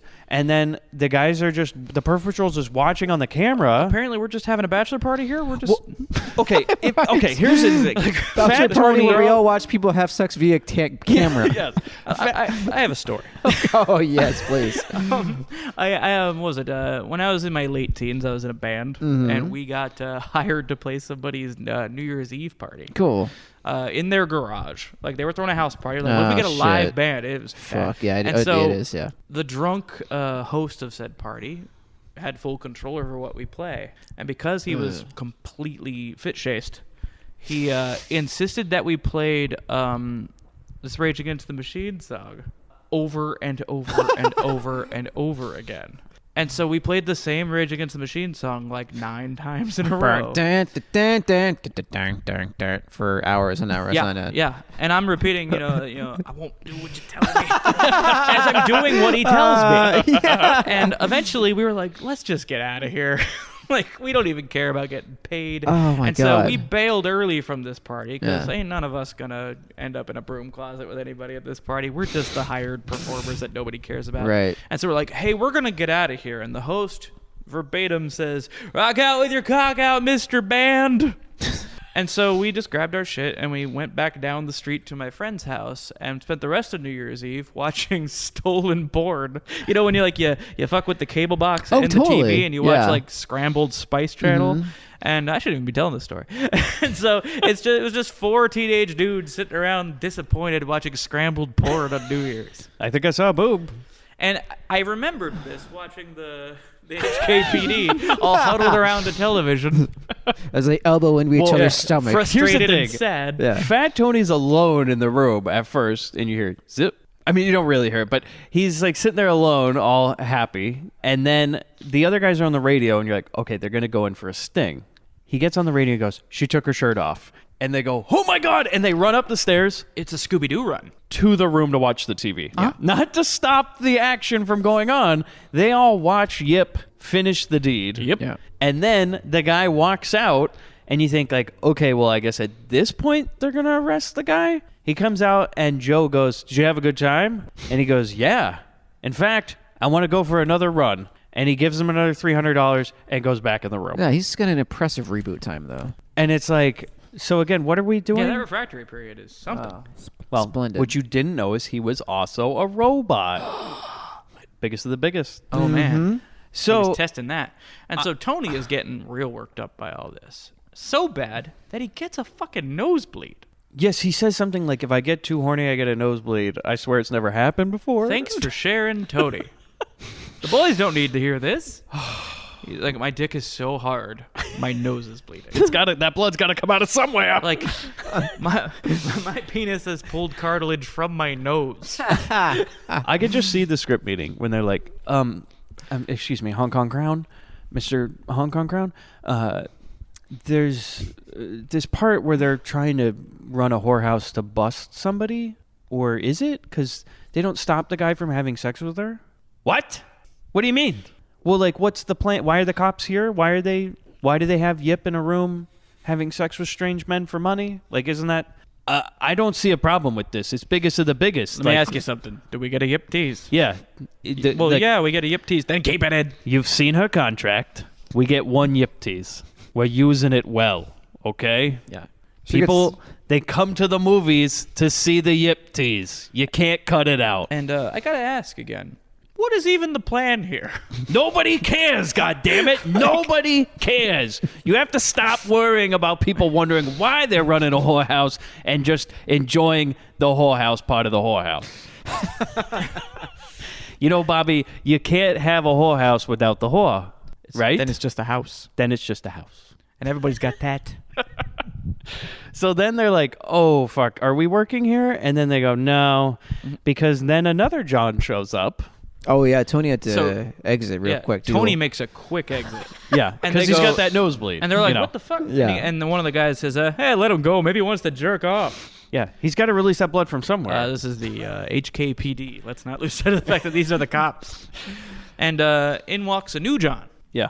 And he's got a Lenny Kravitz thing going Yeah, first. he's got like a sweet fro going on. Yeah. Yeah. And this is clearly Tony. So he goes into the room, right? And there's this weird thing where with Yipbot Anna, where she can like somehow see below a disguise. Like, this is the weirdest thing to program an Android. She does like a facial scan, the structure and the beard and the eyes and everything, and she scans it and goes, "Oh, this is Fat Tony." Because my friend Fat Tony. Tony's disguise is to put more hair on. Like, so he's already like a really hairy guy with a giant bushy beard and everything. His disguise is to put on aviator sunglasses and more hair on his head. And they're like, that'll work. And he goes in, and she goes like, oh, and he even confesses. He's like, no, Anna, it's me. It's Tony. It's Fat Tony. Come on, let's do it. And she's like, you're my friend. I don't want to have sex with you. Also, you're one of the cops, and we're doing a thing. and then they stop him and they beat him up. Like, so the Perp Patrol comes in, they're like, fuck you, Tony. The fro mullet reveal was glorious. Yeah. Where they yank the fro off his head and his mullet just sort of unfolds out from under it. And they're like, hey, you can't go and pay money to have sex with Anna. And like you were saying, they straight up pummel his ass. Yeah. Yeah. I mean, he was fucking home free. He's getting jumped out of the gang. And Anna laughs. She's just like, oh, what a misunderstanding. Great when we smack around this fat guy. Then we just cut to later, and there is a fucking line of like 100 guys. Like, this is longer than the line from Malibu High. Yeah, I thought the Kim same Bentley and Anna It's out are the really... Kim Bentley and Yipbot, Kimbot. which one's going to finish them all? Oh my God, it's a Chris. contest. Kimbot? Now that would be the death. Like, you want a Terminator. Oh my God. You can't do that to us. You can't do that. She can do it all she wants. So Selena Bot and the Chief show up, right? And there's 100 guys waiting. And the Chief's walking up the stairs, and guys are grabbing they don't him. want to. They're like, "Hey, you can't cut the line." Hey, he's like, "Hey," he pulls out a badge. He goes, "I'm a cop," and they go, "I don't care who you are. You get to the back of the line." And the Chief goes up, and he's like, "What the fuck is going on? You guys are running an actual whorehouse?" And it's like Dad got home. Yeah, and Joe Chow's like, I guess Yip was a little more popular than we thought. Was there supposed to be another step after that? So basically the Chief says, all right, you're going to have to shut down this whorehouse because we have produced no evidence. And we actually we don't even know why this happened. This accomplished nothing. Well, we produced a lot of DNA, but not a lot of evidence. Like, this seems like something that Fat Tony and the boys, the Perf Patrol, came up with. They're like, there's been a lot of whores getting thrown out of windows. And they're like, I think it was only one. And they're like, no, it's been happening all over town. So what we should do is set up our own whorehouse sting operation. They're like, for what? And they go, to catch the whore thrower. And they're like, well, give it a try. Well, it's Hong Kong PD. Here's $100. The old whore toss. And nothing works out. They basically say, yeah, I guess this was just an excuse to get Yip tease in the movie. And that's it. Cut. Yep. None of it worked out. So they go to the dance club, right? And I write... The gang goes clubbing. Yeah. I go, fuck police work, right? It's time for Perp Patrol and the ladies to go all out. right, we can't do the whorehouse thing. New plan. Let's go to the club. Yeah. Let's go get drunk and see if any of us can convince Anna to do what she did in that house. Look, if we can't watch her fuck, we're going to watch her dance. Yeah. It's like somehow that's like the loose idea that this will somehow attract Dr. Robot because they're like, we think he likes dancing. To be fair, he is there. Okay, here's the thing. We watch a dance sequence for a couple minutes. Dr. Robot shows up. None of the Perf Patrol notice he's there. No. Because none of them are doing the job of surveilling. They're the worst cops. They're now watching a drinking contest. So everybody's sitting around as some old guy comes up and he goes, I'm going to drink you to Selena Bot. He's like, I'm going to win a drinking contest. And she's like, okay. And he explains the rules. And he's like, look, if you win, I'll do whatever you want me to do. But if I win, you'll do whatever I want you to do. And if I do win, I want you to know that I'm a sharpshooter. What the... Jesus, yeah. That's fucking gross. Huh. So then we get to the drinking contest. Selena Bot just takes like eight cups full of This is fun. whiskey. Robot fast forward. This is like something you expect on Holmes and Yo-Yo. Yeah, and she just... Check out our mini bin on Holmes and Yo-Yo. $2 a month gets you all those mini bins. Absolutely. So a drinking contest... Goddamn, Selena Bot, I mean, she pulls a frickin' Indiana Jones on this. She kills him. She just sits there and downs them all, and she goes, I win. Just bam, bam, bam, bam, bam, bam, bam, stares at him. He's just still sipping. He's on his first sip, and she's just got 8 thrown back. And he's like, fuck, I lost. And he's like, well, what do you want me to do? He would have lost anyways to anybody of just sipping it. Yeah, because he doesn't even go to, like, down it. He's like fucking high tea at this point. Where's the crumpets? He's got the pinky out and everything. And then he's like, well, what do you want me to do? And she's like, leave. Go to the bathroom. And this is where we find out what happens. Yeah. The robot fills herself up. She has 2 empty, it looked like Disaronno bottles. I thought they were like Crown Royal bottles. Who They're has similar. a drinking contest with Disaronno? I'd have done it. What a bizarre choice. Me 10 years ago. I would have absolutely done that. Like, I want it to taste That was my good at shit least, back right? then. Anybody got any schnapps? Or some sherry, you know? Yeah, let's have a drinking contest. Pull out that schnapps. Huh? Let's do it. Let's get some almond liqueur. God. And so what she's doing is she has hooked up some small hoses and is refilling these booze bottles with the liquid that she's been storing inside her robot body. Yeah. In essence, she's filling 2 jars with pee. Yeah. But apparently fun. it's like still the same. Because she. Well, it's not going to mix with anything What was else. her plan to give it back to the bar? Like, this is what I don't understand. She was filling up the empty bottles, and then she holds them up, and she's like, "Hey!" to the mirror, and I'm like, "What's the end goal of this? Is it like gonna be a joke that she makes somebody drink her robot piss?" Because I wouldn't put it past him at this point. Now, speaking of at this point, an interesting thing has happened with me watching this film. As you guys know, I'm a busy bee, a man about town, a Harlem Globetrotter, and I was unable to continue watching this at home. So from this point to the end of the film, I watched it on my phone the only way I was able to, dubbed in Hindi.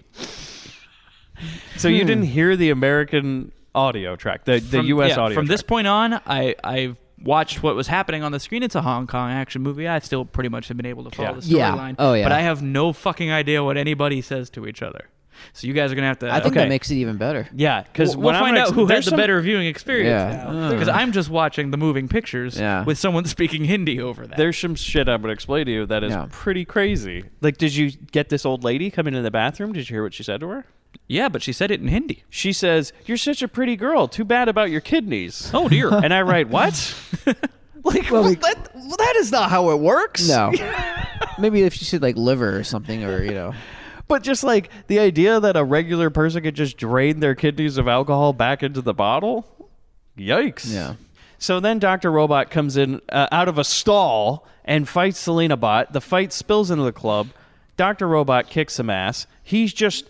It's pretty cool. Pulls out a gun and starts shooting random people. He's the Terminator. Okay, so this turns into Grand Theft Auto because he just starts shooting club goers and then he runs outside and carjacks a car. He Grand Theft Autos it. He's basically in this scene Mr. Lady Terminator. Yeah. If anyone's seen Lady Terminator, future Grindbin episode. Yep. And we're going to... I don't have a problem saying that. I'm pretty certain. This is a tough comparison between this and Lady Terminator. I don't know which one I like better. Now, that's the matchup I want to see. Yeah. So, John from... I write... Oh, John okay. from Cincinnati was Sorry. an okay show. We missed one thing. At the horror house, they finally decided that it was worth some... They had to save face because all the screwballs guys didn't want to get fired. So they pulled a guy aside, one of the potential Johns, and they said, "Hey, can you just hand these headshots out around town for this guy named Dr. Robot and see if anybody's seen him?" And he's like, "I guess." And he goes, "Just call us just call 911 if you find him." And he's like, "Okay." So then we cut to him, and he's just handing out headshots to random people on the street going like, "Have you seen this guy?" Like he's trying to get him to come to his concert. Yeah. And They're like, "Have you seen this guy?" And they're like, "We'll check it out." Yeah. But he's got copies and then he's like, "Just keep it. Call me if you see him." "Call you how?" And he's just like walking, like he's handing out Dr. Robot headshots all over town. And then he sees Dr. Robot with like these guys that are apparently, we're going to learn part of the movie from before. They're like from RoboCon or something. And they like walk into a back alley and they're going to do business. That's shady because they go into an alley. Mm-hmm. And so this John follows them and Dr. Robot attacks him. He finds the headshot and then he kills the guy. Mm-hmm. And Another murder punch, isn't it?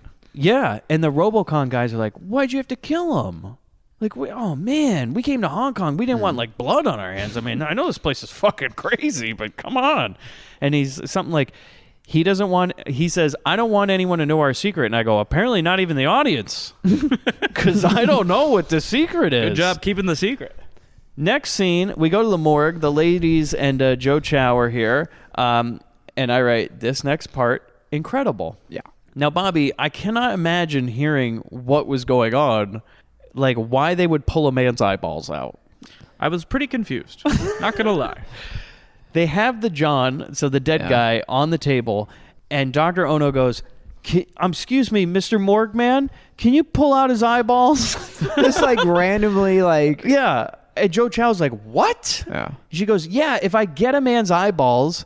if he died in a traumatic way, I can see his last images if I just put a microscope up to those retinas." This checks out. And you're like... Scientifically sound. Okay. What they're doing in Hong Kong is amazing. by the way. They're leaps ahead of us. Yeah. Leading edge. So they see Dr. Robot and the goons. Something like that. They see Dr. Robot and the goons, and they're like, all right, well, we know all the bad guys now. Cut to some random desert, like the frickin' set from The Dragon Lives Again. We ran over to the desert real quick. I love this. This is yeah. They had some great camera work on this. Not only one of the that best gunslinger scenes. shot. Yeah. Not only one of the best scenes in this movie, maybe one of the best scenes in history. This is so incredible. There are parts where it is so slapdash stupid, but then some parts where the action is so great. Yeah. It's just this bizarre combination of like trauma level violence with like legit Hong Kong action movie. So Dr. Robot is out there standing like wide stance, like he's shooting his the back cover of his album. Okay, and again, they didn't want to let the audience know the secret, but if you ask Hong Kong crowd, who cares? The guy has fucking money in a case. Yeah, That's it. We're doing the classic. Do you have the money? Have you ever seen a plane take off? You know that means a plane's taking off and something's happening. Have you ever seen a briefcase full of money? You know that means that some sort of deal is happening. So shut up. We don't need it. Don't cut any of the sex scenes down. 5 minutes minimum. Yeah, we don't need to explain this, but we need at least 5 minutes of sex. Yes. All angles. So these dudes in suits meet. I want the whole Kama Sutra on screen, okay? POV from the guy. He's just going through the pages. He goes, all right, now let's do this one. Yeah. Okay. I don't even know how that's done. Can we set that up? I have never done this. We got wires, right? We can hang people from the ceiling and shit. Hey, we're in Hong Kong. Of course we got wires. Anyways. Yeah, so they meet up, and we're going to do the exchange. And now I don't have any of the dialogue in this scenario, so you guys can help me out a little bit. Why am I leading this one? Why was there an exchange? They don't tell you. Oh, good. So you were as lost as I was. Guys standing on one side. This is how great this scene is set up. Dr. Robot standing on one side with a wicker case, like his own little wicker handmade basket. attaché. Yeah, they couldn't get a briefcase, but they're like, the pier one was open. He's got the money in the bank basket. So he's got a little wicker case. And then the other side is these guys, and they're like, do you have the money? And that's all they say. Oh, great. That's it. And then here's my favorite part. The Yip, Ono, and Selena Bot and Joe Chow are just standing on a pile of rocks in clear view of all these guys down there. They're not even like on a cliff. They're just on like a rock pile. They are not in disguises or anything. Joe Chow's still wearing his outfit, and Yip is in her risque, all leather getup. Selena Bot's still in her police suit, and Dr. Ono's wearing her Madonna bra. Yeah. And they're just sitting on top of a mountain going like, I think that's the deal. Sure looks like a deal. And then what happens? So they ask for the money. Like any good exchange, you got to show that the money's there. So he opens up the case to reveal that it's empty. That's an odd thing. Yeah. And why not top that off with a great scene of just clamping that basket down on someone's head, like, ah! It's amazing. They're like, wait a minute, and he goes, ha ha! Yeah, because the guy looks into it. He's like, like maybe the money's really small. Maybe it's tucked I know away this in the Hong corner. Kong money is different than the U.S. I thought it was just a different color. I didn't know it was a different size. Is it wicker? Is it the color of the basket, please? But then, like, they have wicker bills. Oh no, you don't know. Like something out of The Thing. He clamps this guy's by the head with the briefcase and rips his head clear off his body. Yeah, it's like a clamshell. No, just I've never seen that. It's like a fucking Gwar concert because it starts like dancing around, like flailing its arms like about. a chicken. He runs around a little bit before he falls Trauma down. level violence. Like a man's head is absurd, crushed in a wicker basket, and he runs around headless. This is another one where I screamed out loud while watching it, going, "Oh, oh, to live next to you." So then the girl robots just start running full speed down this rock pile, like running vertically. And Joe Chow goes, "How the hell did they run down there?" And Dr. Ono goes, "Shut up and get down the hill, Joe." There's no time to explain. This robot fight scene is incredible. It's fantastic. So Selena Bot and Anna fight Dr. Robot, and it is a great fight scene. It is full of drama and tension. Maybe the and- best one in the film. Yeah, there's people. There's parts where like Dr. Robot takes like a giant bar, and Anna comes running up, and he like smacks her like 300 feet through the air, and she just like flies into barrels. It's comic book shit, man. It's rad. So guys, they rip off Jaws because this is the most amazing end to a fight. I think it's Yip picks up a propane tank. Oh God, yeah. And chucks it at him, and Dr. Robot catches it, and Selena Bot goes, "Smile, you son of a bitch." Fires the gun, and he Massive explodes. explosion. And his arm's laying on the ground, and he's like, It's like twitching around. He's looking at and- his severed arm now. And this is when Joe Chow, because again, nobody has told Joe Chow or the rest of the Perf Patrol that anybody's a robot, not even the bad guy. Yeah. And he just goes, "The fuck was that? I just He's like, did you Rightfully, guys see his this brain shit?" is melted. You watching guys all are of this very happen. dexterous with these pipes and these guns and these barrels and He's seeing women flying 500 feet in the air, like going like this is a Yeah. hardcore match, you know? Oh, yeah. Like to the extreme, and he's just sitting there going like, "The fuck is happening? I saw a dude's arm fly off, and it's like he's a robot or something." And they're like, "Joe, shut up. You, like the audience, should just shut your fucking mouth and let us finish this movie." Throughout this movie, Joe represents all of us. So he loses an arm. They just drive off. yeah.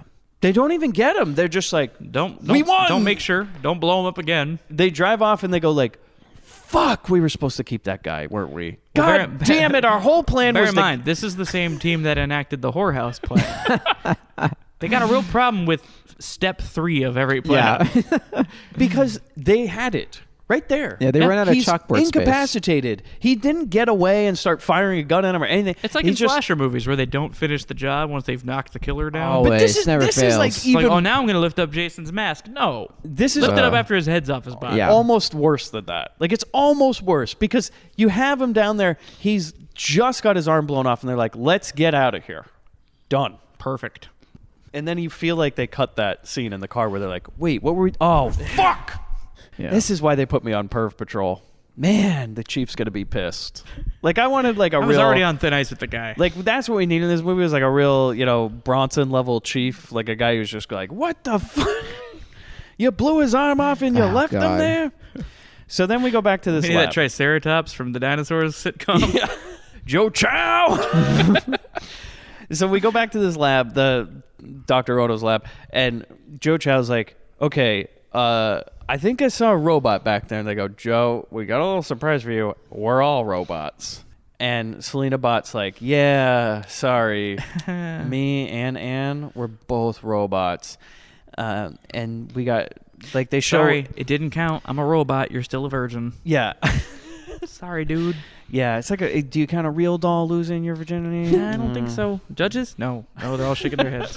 So he's like, "I don't believe you." And she goes, "Well, I'll prove it to you." And they walk up into the, like, this operating room also has like a place where you could observe. Yeah. And she's like, "See that? That's Ann on the table." And she's getting her leg reattached. She's a robot, Joe. A robot. You know what that is, don't you, Joe? And he's like, "Fuck."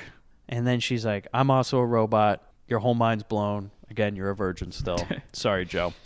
Cut to Dr. Robot fixes his own arm. So he's pulling a Terminator, and he's Absolutely. like, got that arm open. He's reattaching it. And then we see the Perv Prince. It's like, holy fuck, that was part of this movie. Oh, yeah, that guy. You completely forget about him because everything is just so overwhelming and over the top that he's just like, "Oh, that fucking guy." I thought there was another movie I was watching. Because like Much in the like beginning the of the Bird Patrol, movie, we've forgotten a few steps. Yeah. in the beginning of the movie, he had like a ponytail, and now he's just got the hair down. You're like, who's this? Oh my god, it's the Perv Prince. Yeah. And so Why does Robot Guy have some half-naked dude hanging out of this place? and he's got him like in I mean, no dead end. judgment, but shit. Yeah, I mean, Like, he's hey, got him in dead end driving. Like they're like in a fucking hollowed out like apocalypse like a bus. yeah. And he's just sitting in the bus for no reason. Dr. Robot goes into the bus and he goes, "I hate you," and just drills a hole in his leg. Like, Yeah. pulls out, to be clear, listeners, he pulls out a power drill and just goes into his leg with it. and I write, "Why?" I'm just fuck screaming, you, that's why? Yeah, what is he up against this guy? Is it ever He was like, established? "You know what? He hates ponytails. Look, Yeah. I'm fucking pissed that they pulled the Jaws on me." And Yeah. he's like, "As an android, I have not seen that movie, and I'm really fucking pissed about it because all the way here, somebody told me you should never catch a propane tank." And they God threw one at damn me, it. and you know what happened, Prince? I caught it, and I stood there like a fucking goon. And now I gotta do something to feel better, so I'm sorry. I gotta take it out on somebody, and unfortunately, Yipbot's not here. So. Nothing personal, pal. You know what? Maybe he was just trying to find out if the Perf Prince was also a robot, because his mind was also blown. He's like, there's too many robots in this world. Are you one? Everyone's a fucking robot. Watch, this isn't even gonna hurt you. You're a robot. Oh God, you're not a robot. I'm so sorry. I wanted Joe Chow to pull like the end of the movie Pi, where he's like, maybe I'm a robot too, and puts the power drill up to his. Oh God! Selena Bot's like, no, Joe, you're not. And so then Selena Bot and Joe, they visit Selena's grave, which is just a real, like, okay, hold on. It's just like a Polaroid up against the mausoleum wall. Yeah, they're like, she's like, Snow, see, I died. And he's like, fuck, I didn't even know about this. When did this funeral happen? And it looks pretty weathered, too. Bicyclists who got hit by cars have better setups on the side of the sidewalk. They do, than yeah. This person had a grave. Oh, clearly it was, we have 1 hour to shoot in this fucking gravesite. And that motherfucker didn't bring me my custom-built headstone. Get a fucking Polaroid camera. We're going to put a picture on one of these. I don't care if it's some person. Fuck them. Honey, you got an 8x10 on you? No? Shit. Oh, shit. You only have a pocket size? From... Hey, you know what? What kind of fucking actress doesn't carry It's an a 8x10? wallet photo. There's a photo booth across the street. Because that's the size. It's a really photo is. Like booth. we snipped it into It 4. is. Yeah. Go get 4 of them. Smile, honey. And then she brings them back. Try a couple different poses. Cut it out. All right. Now put it on the grave. Okay. Film it. Go. Tell them you're dead. All right. Because, a director always has to make decisions. So bring me 4, I'll pick 1. Yeah, vision. He's going over. Yeah, we don't have time. Go with the goofy face. Oh, shit. And he pockets the other 3. Just in case, can you take one topless? Just I know it's we're probably not going to use it. I but didn't want to ask too much. Yeah. The sergeant. Okay, so Joe. They go back to her place, right? And she's like, Joe, it's okay, I'm a robot, because they still, look at how perfect my breasts are. They still made me exactly like I was. This is all going to stay like this forever, Joe. Because she does. She takes How off her shirt and she fortuitous goes, of a situation Joe, for you, Joe. let me tell you something. Have you ever seen the movie Dazed and Confused? Of course you haven't, Joe. It hasn't come out yet. She goes, but I feel like somebody's going to say, the best part about me is that you will get older and I'll stay the same age forever, Joe. And he's not on board. All right. Turns out he's a guy who doesn't want to spend the rest of his days with a robot. He literally did not know the difference of her. She's still the same Selena. She's just now Selena Bot. Mm-hmm. And he's like, nope, I'm not on board with fucking a robot. And she's like, too late. You already did. You know why? Planned obsolescence. We talked Yeah. about this earlier. That's right. He knows eventually she's going to start breaking down. It's like having an old iPod. Well, Yeah, then you that's get the right. new model, Bobby. He's going to connect to her, and she's going to be like, I don't recognize this. And he's going to be like, damn it. Well, if they ever have a fight, he could just kind of erase that part of the memory and just go back. No, I don't want to update you. I just did that 2 days ago. Yeah. They have the naked hug. He says they've made him feel so lifelike, but I'm still not on board. Then we go to Fat Tony. He's picking up Anna and Dr. Ono in a car for some reason. He's like, for some reason they sent me. And he's like, I know. He like shrugs the camera. He's like, I know. I wouldn't send me either. And then they're like, Breaks the fourth wall. I agree. This is a stupid idea. Seems like something bad's going to happen. Am I right? It's about my turn to exit this movie. And then Dr. Robot, in a great scene, just rams into their fucking car. In reverse. Car chase. Oh, God, yeah. This car chase is pretty solid, actually. It is good. And then, wow. Oh, God, he's going to get fucking full-on sandwiched between 2 cars. I mean, I'm amazed he didn't get cut in half by the damn thing. Somehow the car they had to gets get out of the damaged to a car. point where they can't drive it anymore. Yeah. So they all hightail it on foot. Which is great. And because they're all brilliant, they run in a straight line. Yeah. But it's my favorite part about This the whole is like thing. in Savage Streets. Yeah. Like zigzag a little. Yeah. Don't run DC straight. Sniper it. Zigzag. You know what I mean? And so this is my favorite part of the whole scene. They run to the police station and you just see so Selena and the sergeant are standing outside and they're like, where the hell are Dr. Ono and Anna and maybe we shouldn't have sent fucking Fat Tony to pick him up. Do you think he dressed like a John again? Then all of a sudden from the top of a hill you see these guys it's in Thrashing when the when the gang arrives, they're running full speed over this hill like a cartoon. Again, not zigzagging. No. And then he gets Fat Tony's just hoofing it like rerun chasing the truck. and he gets sandwiched between the two cars. Yeah. Oh, it's rough. Oh, it's great It's though. beautiful. Spitting up the fake blood and everything. Yeah. Then Looks right into the camera, goes, "It's a living." Yeah. And then he pulls out and fucking runs him over, goes over him. Well, the again, cops shoot yeah. about 1,000 bullets into Dr. Robot's car, which is great. They're like, Hong Kong PD, bah, bah, bah, bah, bah, bah, bah. And they And just Bonnie and Clyde him right They're like, there. don't ask a question, just pull the trigger, Yeah. keep going. And just ventilate that Oldsmobile. Yeah. And then he drives off.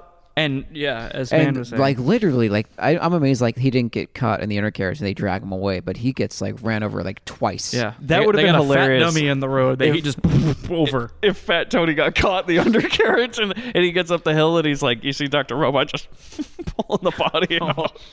Well, I mean, yeah, he should have been. He was Fat Tony. Yeah, he should have been stuck. He should have been. That would have been great if Fat Tony got stuck in the undercarriage. He should have stopped the car. Yes. He Like, can't even all drive the wheels the are car. off the ground now. It's like a car that's too lowered going over a speed bump. He's just like, oh shit, and he just get out and run. Yeah, he runs away. He's like, this is awkward, guys. Abandon the car. And they're like, damn, Fat Tony, you did it finally. You finally did something that helps. You're getting that parade. And they're like, unfortunately for the funeral, we couldn't remove the car. So they just buried him with They're the car. lowering a car into the grave. What you didn't see was also the Polaroid of Fat Tony's funeral. They cut that scene. They should have put Fat Tony into a robot. Come on, you put Right? Selena into one. And they're like, no. We don't want the world to be destroyed. Man, We got Robotrix 2 would have been great. That would have been great. They're like, do you think we should put Fat Tony into a robot body? And the chief goes, no. Absolutely not. No. He has no family. He has no friends. Just no. No. There's not enough semen pumps in the world. Yeah, that like, can fit into that man. no. We don't need a hornier Fat Tony, okay? Oh man, Fat Tony with robot hordiness. Yeah, Robotrix too. Oh man, And it's Robotrix TOO. of course. So then the chief shows up to the hospital. The press is here, right? This is great. They're like, hey, we've had word that there's like a bunch of robots going around. Also, like whores getting thrown out of windows. You guys want to comment? And a fat cop got run down in front of the police station. Yeah, and Selena Bot just goes, we'll have answers soon. And then they all just stand outside. And then they go in, and the Saudi King's there, and he's like, you guys are doing a real fucking shitty job. Like, Hong Kong PD is fucking terrible. You're as bad at being cops as I am at being Saudi. Yeah. And he goes, my son has been kidnapped for like, I don't know, fucking 30 days. Where is he? He's like, did you even get like If this any was Hell sort? Squad, he'd be dead by now. Yeah, and they're like, can you? He goes, I'm decided I don't need your help anymore. I'm just gonna go ahead and go with the bad guy. I'm gonna buy some robots from him. And they're like, no. Can you give us 2 days? And he's like, yeah, whatever. You got 2 days. We're doing like a bidding war between an evil robot and the police. Or sorry, 3 days. 3 days to find the son, right? And they're like, good. Again, what? I'm sorry. What's the plan here? What did the Dr. Robot really want? To kill prostitutes. Because That's it was about like, the only motivation we got. why did he kidnap the son? To try out his To new drill. sell robots? It's like, I man, guess so. can you just bring your newest model to the He explained Robocon? it. He just hated that guy. Yeah. He's like, I just hate that But I hairy was like, dude. what's the deal he's going What's to the motive? Yeah, there's no motive whatsoever. I don't know. I felt Mr. like there Holland was some Crown sort really of didn't worry about that. cut scene with Jade Trade or something. Like something was going on that we didn't see. Yeah. So then- the Nikkei index scene. Yeah. Dr. Ono says, okay, guys, I got a plan. Because I'm injured, we'll use me as bait, and we'll just tell those cameras outside that Dr. Robot, or that I'm injured, and I'll recover, but I'll be here for the night. And they're like, okay, because we know Dr. Robot watches news. Of course. That's what they said. They go, no matter what, we know he'll be watching the news. He's at least got like an AM radio in his chest. Yeah, it's like he's got to watch his Hong Kong Nightly. You know, gotta get he loves his stories, you know? Not only do you get the crime, you get the personal stories. The ones that shed a tear, because even if you're a robot, you still get a soft spot for those human interest stories. Those are the Yeah. best. So, of course, Dr. Robot's watching TV as Selena Bot goes on and she goes, hey, that doctor, Dr. Odo from Robocon, she's in the hospital. She's okay, guys. She's going to be here overnight, though, okay? Wink, wink. We go to hospital at night. Okay, so Dr. Robot scales this building. Mm-hmm. Awesome. Yeah. It looks so cool. He I don't even know how to explain it. He's only using his hands, but it's not like a one hand over the other climb. He's kind of going hut, hut, hut, He's and like bouncing up to each level. He's in a pose like Jesus on the cross. Like his legs are straight and his arms are out, and he's like just a guy on the rings at the Yeah. Olympics when he does that, where he stiffens his arms. Yeah, rings or crucifix. Yeah, Whichever. Same, it's the same pose. So he's ringing his way up the windows. Then he leaps through. The Russian judges give it a 9. Yeah, it's all right. He goes through the window, and there's all these patients, right? And then he walks out of the room, and you find out that all the patients were Perv Patrol. And I'm like, Yeah. It's a pretty awesome scene where they all pop up out of the beds with their guns ready. Thank God he came through that window. Of all the places he could have come in, Yeah, he didn't use the front door. But here's the other thing. He goes around a corner, and there's a cop guard in front of Dr. Ono's room, and he chucks a Rambo knife at the guy. Oh, my God, yes. Right through the mouth, man, did that guy not get the memo for this gag? He does the bass, like he's a big mouth bass. We do a weird angle where we're following the knife Sam Raimi style. Yeah. While the guy's going, opening wide, and it jams in the back of his throat. Soda called in sick. I wasn't even supposed to be here today. So the plan was to let a cop die. Why didn't you guys stop him before he went to the room? Probably. Well, if he wasn't there, he would have suspected something was They're up. this would have been Fat Tony. Or maybe they're like, no, you're going to die probably, but we'll bring you back as a robot. They should have just propped up Fat Tony. Yeah. That would have been perfect. Great. Throw a knife into Fat Tony. And he's got a skid mark on him. They don't have to take out another guy. It's like a tire tread all over his face. It's like the dude in Beetlejuice had been run over. He's got the big tire indentation across him. They promised this guy they'd turn him into a robot, but then they forgot. They were like, oh, fuck. We were supposed to. Oh, shit. Can we dig up the bot? Oh, fuck. Yeah. What are we going to tell his wife? It didn't take. Oh, yeah. He malfunctioned. They just give her a dog. He's like, his mind's in there. It's like one of those flipping dogs from the toy store. Yeah, that's all we can find. Yeah. It sleeps with her in bed. Yeah, it's, been some budgetary cuts in the PD. Then the Dr. Robot goes into this room. This is the most complex setup. So again, they anticipated him killing this cop because he goes in the room, he pulls off the covers, and there's a dummy in the bed, and then somehow they surround him with a cage? Yeah, makes sense.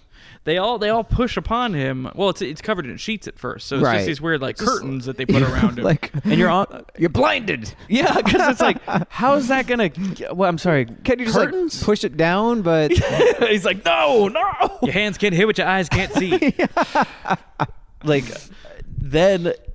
This is the two most incredible things happen. Batshit crazy. In awesome. The matter of 10 seconds, is he's all of a sudden he fucking shoots a fireball out of his wrist. Just a Hadouken. I'm like, where the fuck did that come from? Just Street Fighter 2. Why couldn't he just kick it over? Why does it have to be fire? Fireballs it, and then you see it's a metal cage. It's electrified chicken wire. Turns around.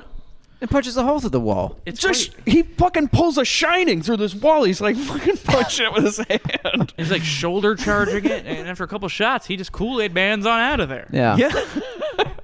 And he goes, all right, as he jumps off the window or the broken wall. Then there's this giant gunfight outside where he just kills multiple cops. It's pretty awesome. Then he runs away. Because it looks like when RoboCop's getting gunned down by the police, just bullets coming from every angle. But he's just no-selling these shots because he's a robot, and he's not missing shit with his gun. No, and he's taking people out with that Dirty Harry gun. Just one at a time. One shot each guy. Then he takes off running, and then they're in the middle of the street. They got him surrounded, and they're like, all right, surrender, drop your gun. Drops the gun, pulls out 2 grenades, and just chucks Seriously, them. he's fucking locked and loaded, this guy. This was great. It's like we're playing Metal Slug here. He's just Totally. running around chucking explosives. Totally. The only setting people problem on is fire. he throws these grenades, I don't know where, because he just throws them and Off camera. nobody dies because all the people are just there, and then they shoot him 1,000,000 times.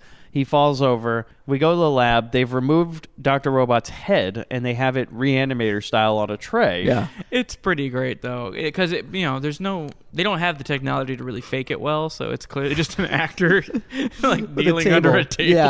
Yeah. And this is pretty funny, is they reanimate his head, and they go, where's the perv prince? He goes, shit. He actually says, Shit. Drop that in there. Stupid. You'd better tell us where you're hiding the prince. Shit. I was like, what? You know what he doesn't do that in? The Hindi version. But maybe he Shit. did. I don't know the Hindi word for she. You If heard any that, listeners, right? any listeners who Yeah. speak Hindi, Oh, go yeah. ahead and let us know how to say she. Then they torture him to get the info. It works. Why? I don't. They're like, tell us where the prince is. Yeah. Again, why would you build an android with pain sense? Like, Seriously. it doesn't make sense. Well, he wants to feel the pleasure, so he's got to feel the pain. That's true, Chris. So That's deep, Chris. Oh well. they give him one electric shock from the 220 line. Because you know what a robot can't handle? Electricity. Yeah. Yeah, exactly. And he's like, ow, okay, I'll Why tell not you just where he dunk is. him underwater in this state? You know. Waterboard his head. You know what? That might work with a robot. The idea of waterboarding him might work with a robot. here enhanced interrogation method. I hear some of them are robots.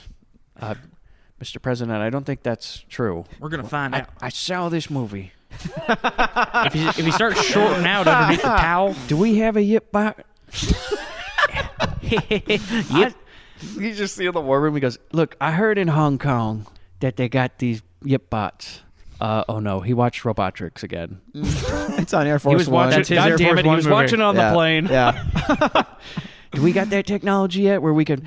Because if I die, you can put my mind into a robot, right? And I'll be like a Star Crash. Come on. You know how the previous president leaves a note for the new president who walks in? I think Bush left his copy of Robotrix for Obama. And I was like, I don't think I'm going to watch this. Nope. Go ahead. But then later on, And Joe Biden's like, no, I'll take it. You don't understand. Then all of a sudden, one night, they call him down to the room. And they go, Mr. President, we have a Black Hawk going to where we think Osama bin Laden is. And he goes, we got the yip bot? And they go, yep. Who signed those papers? I have no idea. Yeah, Biden goes, no, I watched that DVD. George was right. He was right. 100%. Barack, you should really watch this. You know he calls him Barry. Yeah. Barry, we should watch this. Don't tell Michelle. Like, maybe you and I, we have a guys' night, you know? Guys' night out. Obama, Biden, and the Secret Service are like the PD sitting around the TV. That's the other picture from the war room. Is they're all huddled around one. Okay, so that's how we do it. That picture from when they got Bin Laden is actually them watching this. Yeah, they actually photoshopped Biden's laptop out of it. Oh. No, this part's good. Wait till he opens his briefcase. So we cut to later. Well, okay, basically what happens is they torture him. He's like, all right, I'll tell you where the Perf Prince is. Everybody except for Dr. Odo runs off. She goes, no, keep him alive because I want to do some tests on him. So everybody else leaves. Then he reattaches his head to the body because he can make his body move without even being attached to it. And it's real plug and play. I know. Like, yeah. When he was fucking up to date with the firmware, she wasn't. Yeah, exactly. He's on 2.0, you know? Yeah. And so he puts his head back on. Okay, Bobby, now I don't know if this was all in your Amazon copy, but oh my God. Let me be clear. This is the uncut version. Okay, so please tell me, what happens next in your movie? What I recall, I know we get out the Slumber Party Massacre drill. Okay. But there's not much that happens beforehand. Okay. We have a little bit of a tussle, and then he just drills This is it. But I could tell by your tone incredibly that this disturbing. part is heartwarming. So this is what I was telling you when I was watching this movie, and I was texting you while I was watching it. Oh, no. And I said, oh my God, I just got to this scene where Dr. Robot puts his head back on, and then, as we know, It's very similar to Reanimator. them robots horny. Oh, Yeah. no. He takes Dr. Ono, attaches her to the table, and rapes her What? for 5 minutes, and What? it is a graphic rape scene. Oh yeah, like Bobby, again, it every is like, position. Yeah. Man, I don't need that. It ends with him with her on her knees. It's really bad. Yeah, all that's not in here. Then it just ends. It doesn't even resolve. He just he basically pulls a cheerleader. He fucks her out. So Oh. she's like exhausted on the ground. Like, I've had enough. Yeah. Thank God he didn't throw her out a window. Yeah, that's not. Because there's no windows in that lab. So they cut all that out. Yeah, that's all out. Yeah, because it is... Again, this is the part that my wife walked by the screen and was like, what are you watching? And I was like, I don't know. I maybe say watch the Amazon version. Yeah. I think I've watched the better version of this movie. Yeah, I think you have. They just cut out the soul dampening rape scenes. Yeah, it's, and they just kept the chopsaki. Yeah, it's a brutal rape scene. I've never seen such a brutal rape scene in a movie before, other than the first rape scene in this movie. Man, I'm good on that shit. I don't need that. You don't need to see it. Moving along, yeah. So then, yeah. So Joe Chow and the Robo ladies come back in and find Dr. Odo fucked out. Like she just played the longest football game of her life. Oh, man. Like cheerleaders. Where's Stephanie Fondue and all this? Yeah, exactly. She would have handled it. And so then they're like, fuck went on here. And then robot fight. That's when we get the drill thing. Pardon me. Giant drill, Yeah. which I loved. It Where is this? It's the one from Slumber Party Massacre. It's the exact same one. It's just painted a different color. And he drills a hole through Selena Bot's chest. And you're just like, It's pretty hardcore. yeah. And for it just being two robots, you still kind of wince a little. Yeah. Yeah. So then he just runs off. And Anna and Joe Chow were like, well, what the fuck do we do? Yeah, I He's think like, the Amazon version just cut straight to like they run in and he puts his head back on and then they run in to fight him. you could do that because the Yeah. rape added nothing That's all I had. to That's the why I movie. got Pretty much, confused yeah. when you were like, huh? It goes on for minutes. I had to fast forward at one point. It was very disturbing. So then they go to rescue the perv prince because they're like, hey, we should just follow that robot. And she's like, fuck it, he just drilled a hole through that lady. And he's like, but, he probably is going to run to the perv prince. Because they say something too, like, they're like, even in death, that bastard lied to us where the perv prince was. It's like, of course he did. Why would you all go and believe him? Hey, wait a minute. I didn't watch the ending on Amazon. So that means the Hindi version was also edited like the Oh Amazon. my God. Holy shit. We have... There's something much different about the version Chris and I have. Yeah. You got some... I don't know where... There's a whole scene with Genie Bot I don't know from where Dr. Cheerleaders. Faustus found this shit. I think this is He the knows Hong some Kong people. cut, man. He got this shit off the dark web. This is the HKC. Yeah, this is like a Tor browser version. Yeah, no shit. This is like what you get off Silk Road. Like the URL he found this from was just a series of numbers and letters that had no connection to each other. Yeah. So Dr. Robot goes back to his bus, like that had driving, and he's like, Perv Prince, I'm pissed. Then this giant crane grabs the bus. Like we're in the claw grabber game from the arcade. Or just the end of Kinjite. Like, Yeah. it's just Yes. that all over again. And, like, Bronson's driving the thing, and he's like, how's this work? And so then, basically, they rescue the perv prince. The rest of this movie to the end is so chock full of hot crane action. There's minutes and minutes and minutes Like of crane if you action. like people operating cranes, Yeah. it's called fetishes. So apparently the perv prince is also certified to run a crane because he knows what every lever does and Oh, everything. absolutely. But they basically get Well, how do you the think robot. he found his women? Yeah, there you go. It's like a Yeah. claw machine. Oh my It's god, a like a giant claw Saudi machine. claw machine. Yeah. Yeah. And he just picks them out of the street.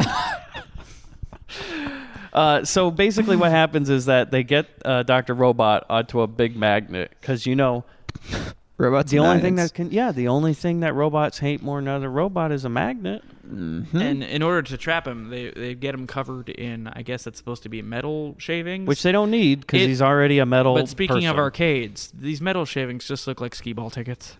Yes, Like and he's he's just like, got they row do. after row of skee Yeah. ball tickets. I mean, if he ever painted gets silver. out, he's finally getting that Xbox from Yeah. Dave & Buster's. You Yeah. know, like he's got Oh, he's it. getting that top shelf shit, man. He's got a lot of tickets. He's getting Splinter Cell Chaos 3 at the end of this. So he's stuck on the magnet. Then they like drop him in a compactor, but he gets out. And then they like the perv prince basically drops a shipping container on him. And I like that the perv prince attempted to kill him the same way Shredder goes out in Ninja Turtles. The guy with the Casey Yeah, Jones hair goes, yeah. oops, and pulls the lever. Yeah.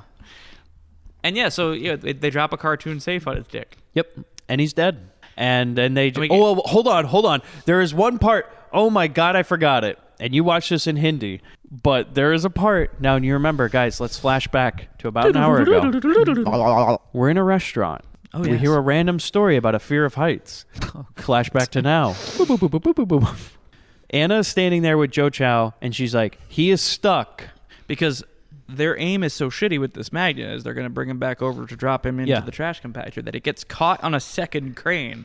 Yes. Like the hook catches it. Well, someone's got to go up there and disconnect the two crane bits. Yeah, and the dialogue is that Anna goes, I can't go up there. I'm a robot, Joe.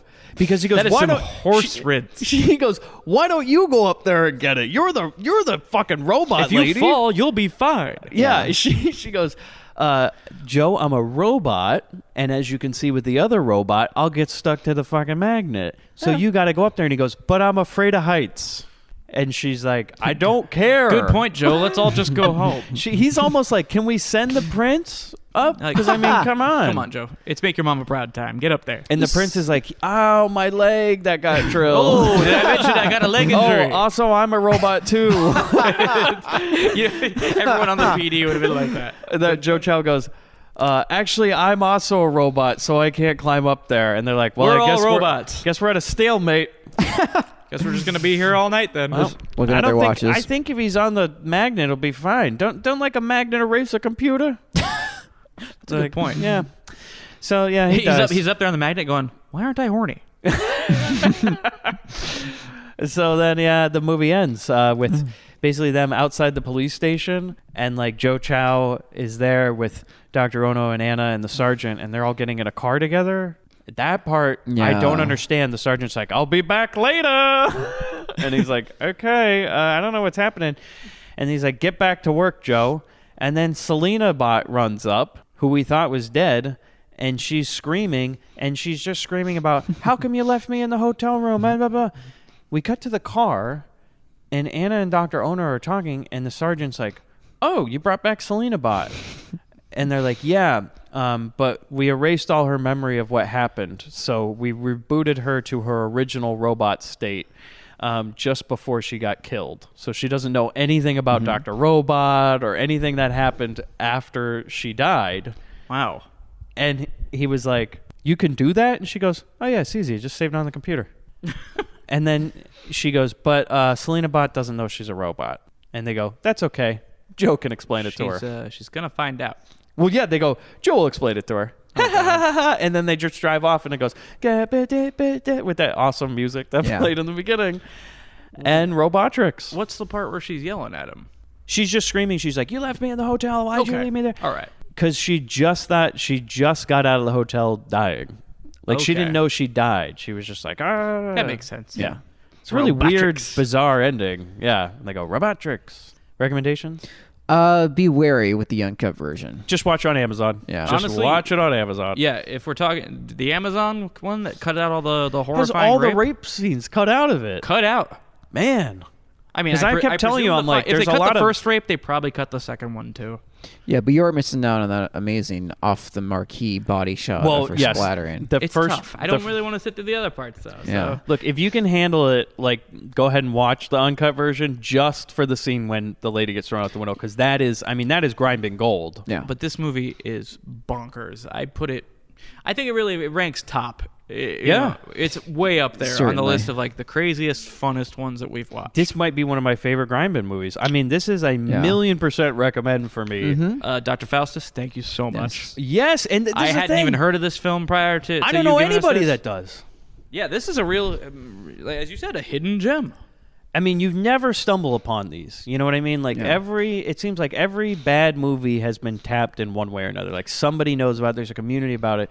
I have heard nothing about Robotrix other than when Dr. Faustus mailed me this DVD. And boy, it's incredible. It's not like much I've ever seen.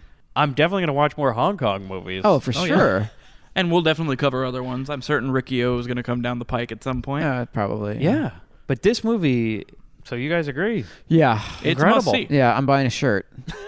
Do you hear that sound? Yep. This one's pretty How do you easy. think, We all know what's going on. Oh, here. well, man. Please, Okay, how if do you you, think... again, first time you've ever listened to the show, we always harken back to an earlier episode of Bobby and DeVito from the van. How will they fit into any episode? It's been a long time since we explained that. Yeah. I think anyone who's joined the show in the last 6 months has no fucking clue what we're talking Get about. on board. Yeah, how would Bobby and DeVito from the van fit into this? Let's see.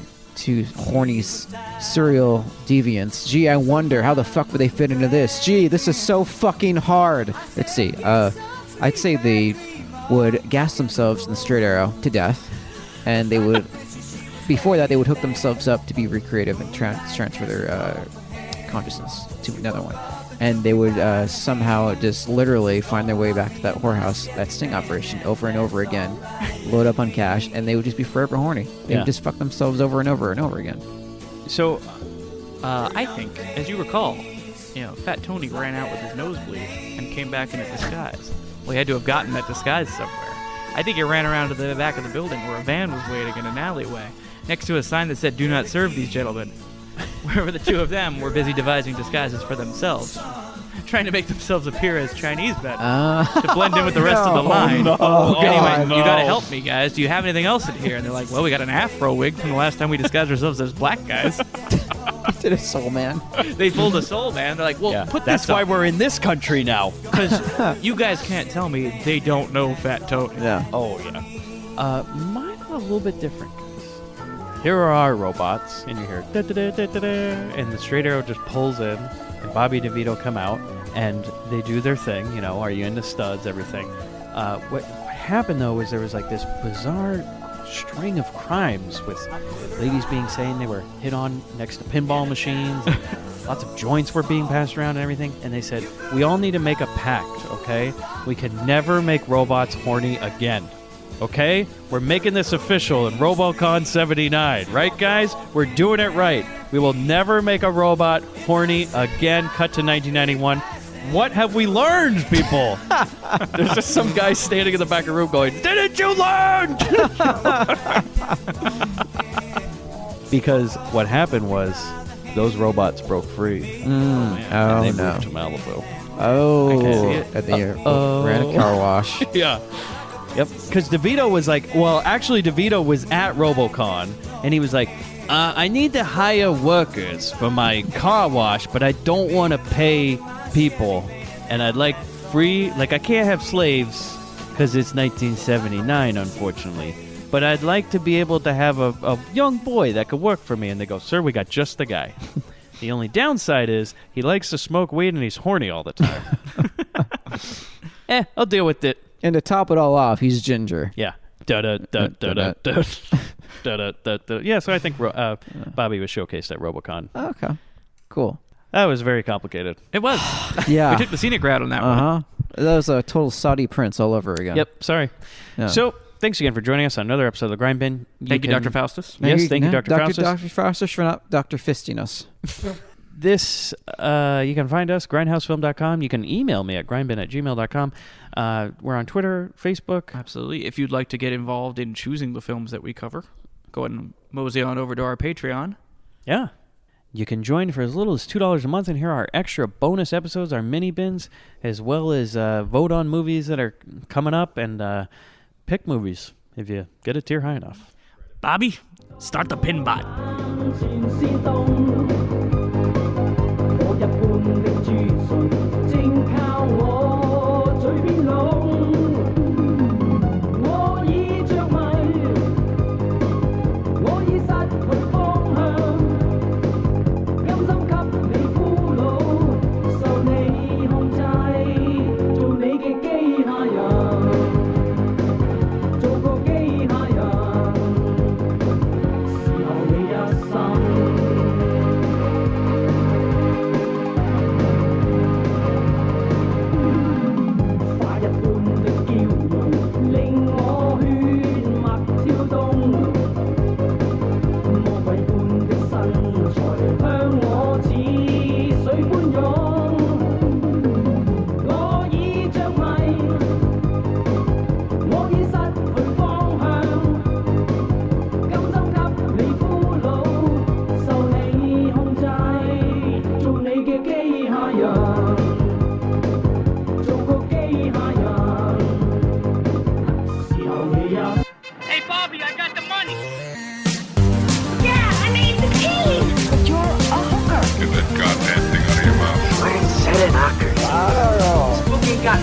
Got no real rhythm. We're gonna play a little game, baby. I just love fun and games.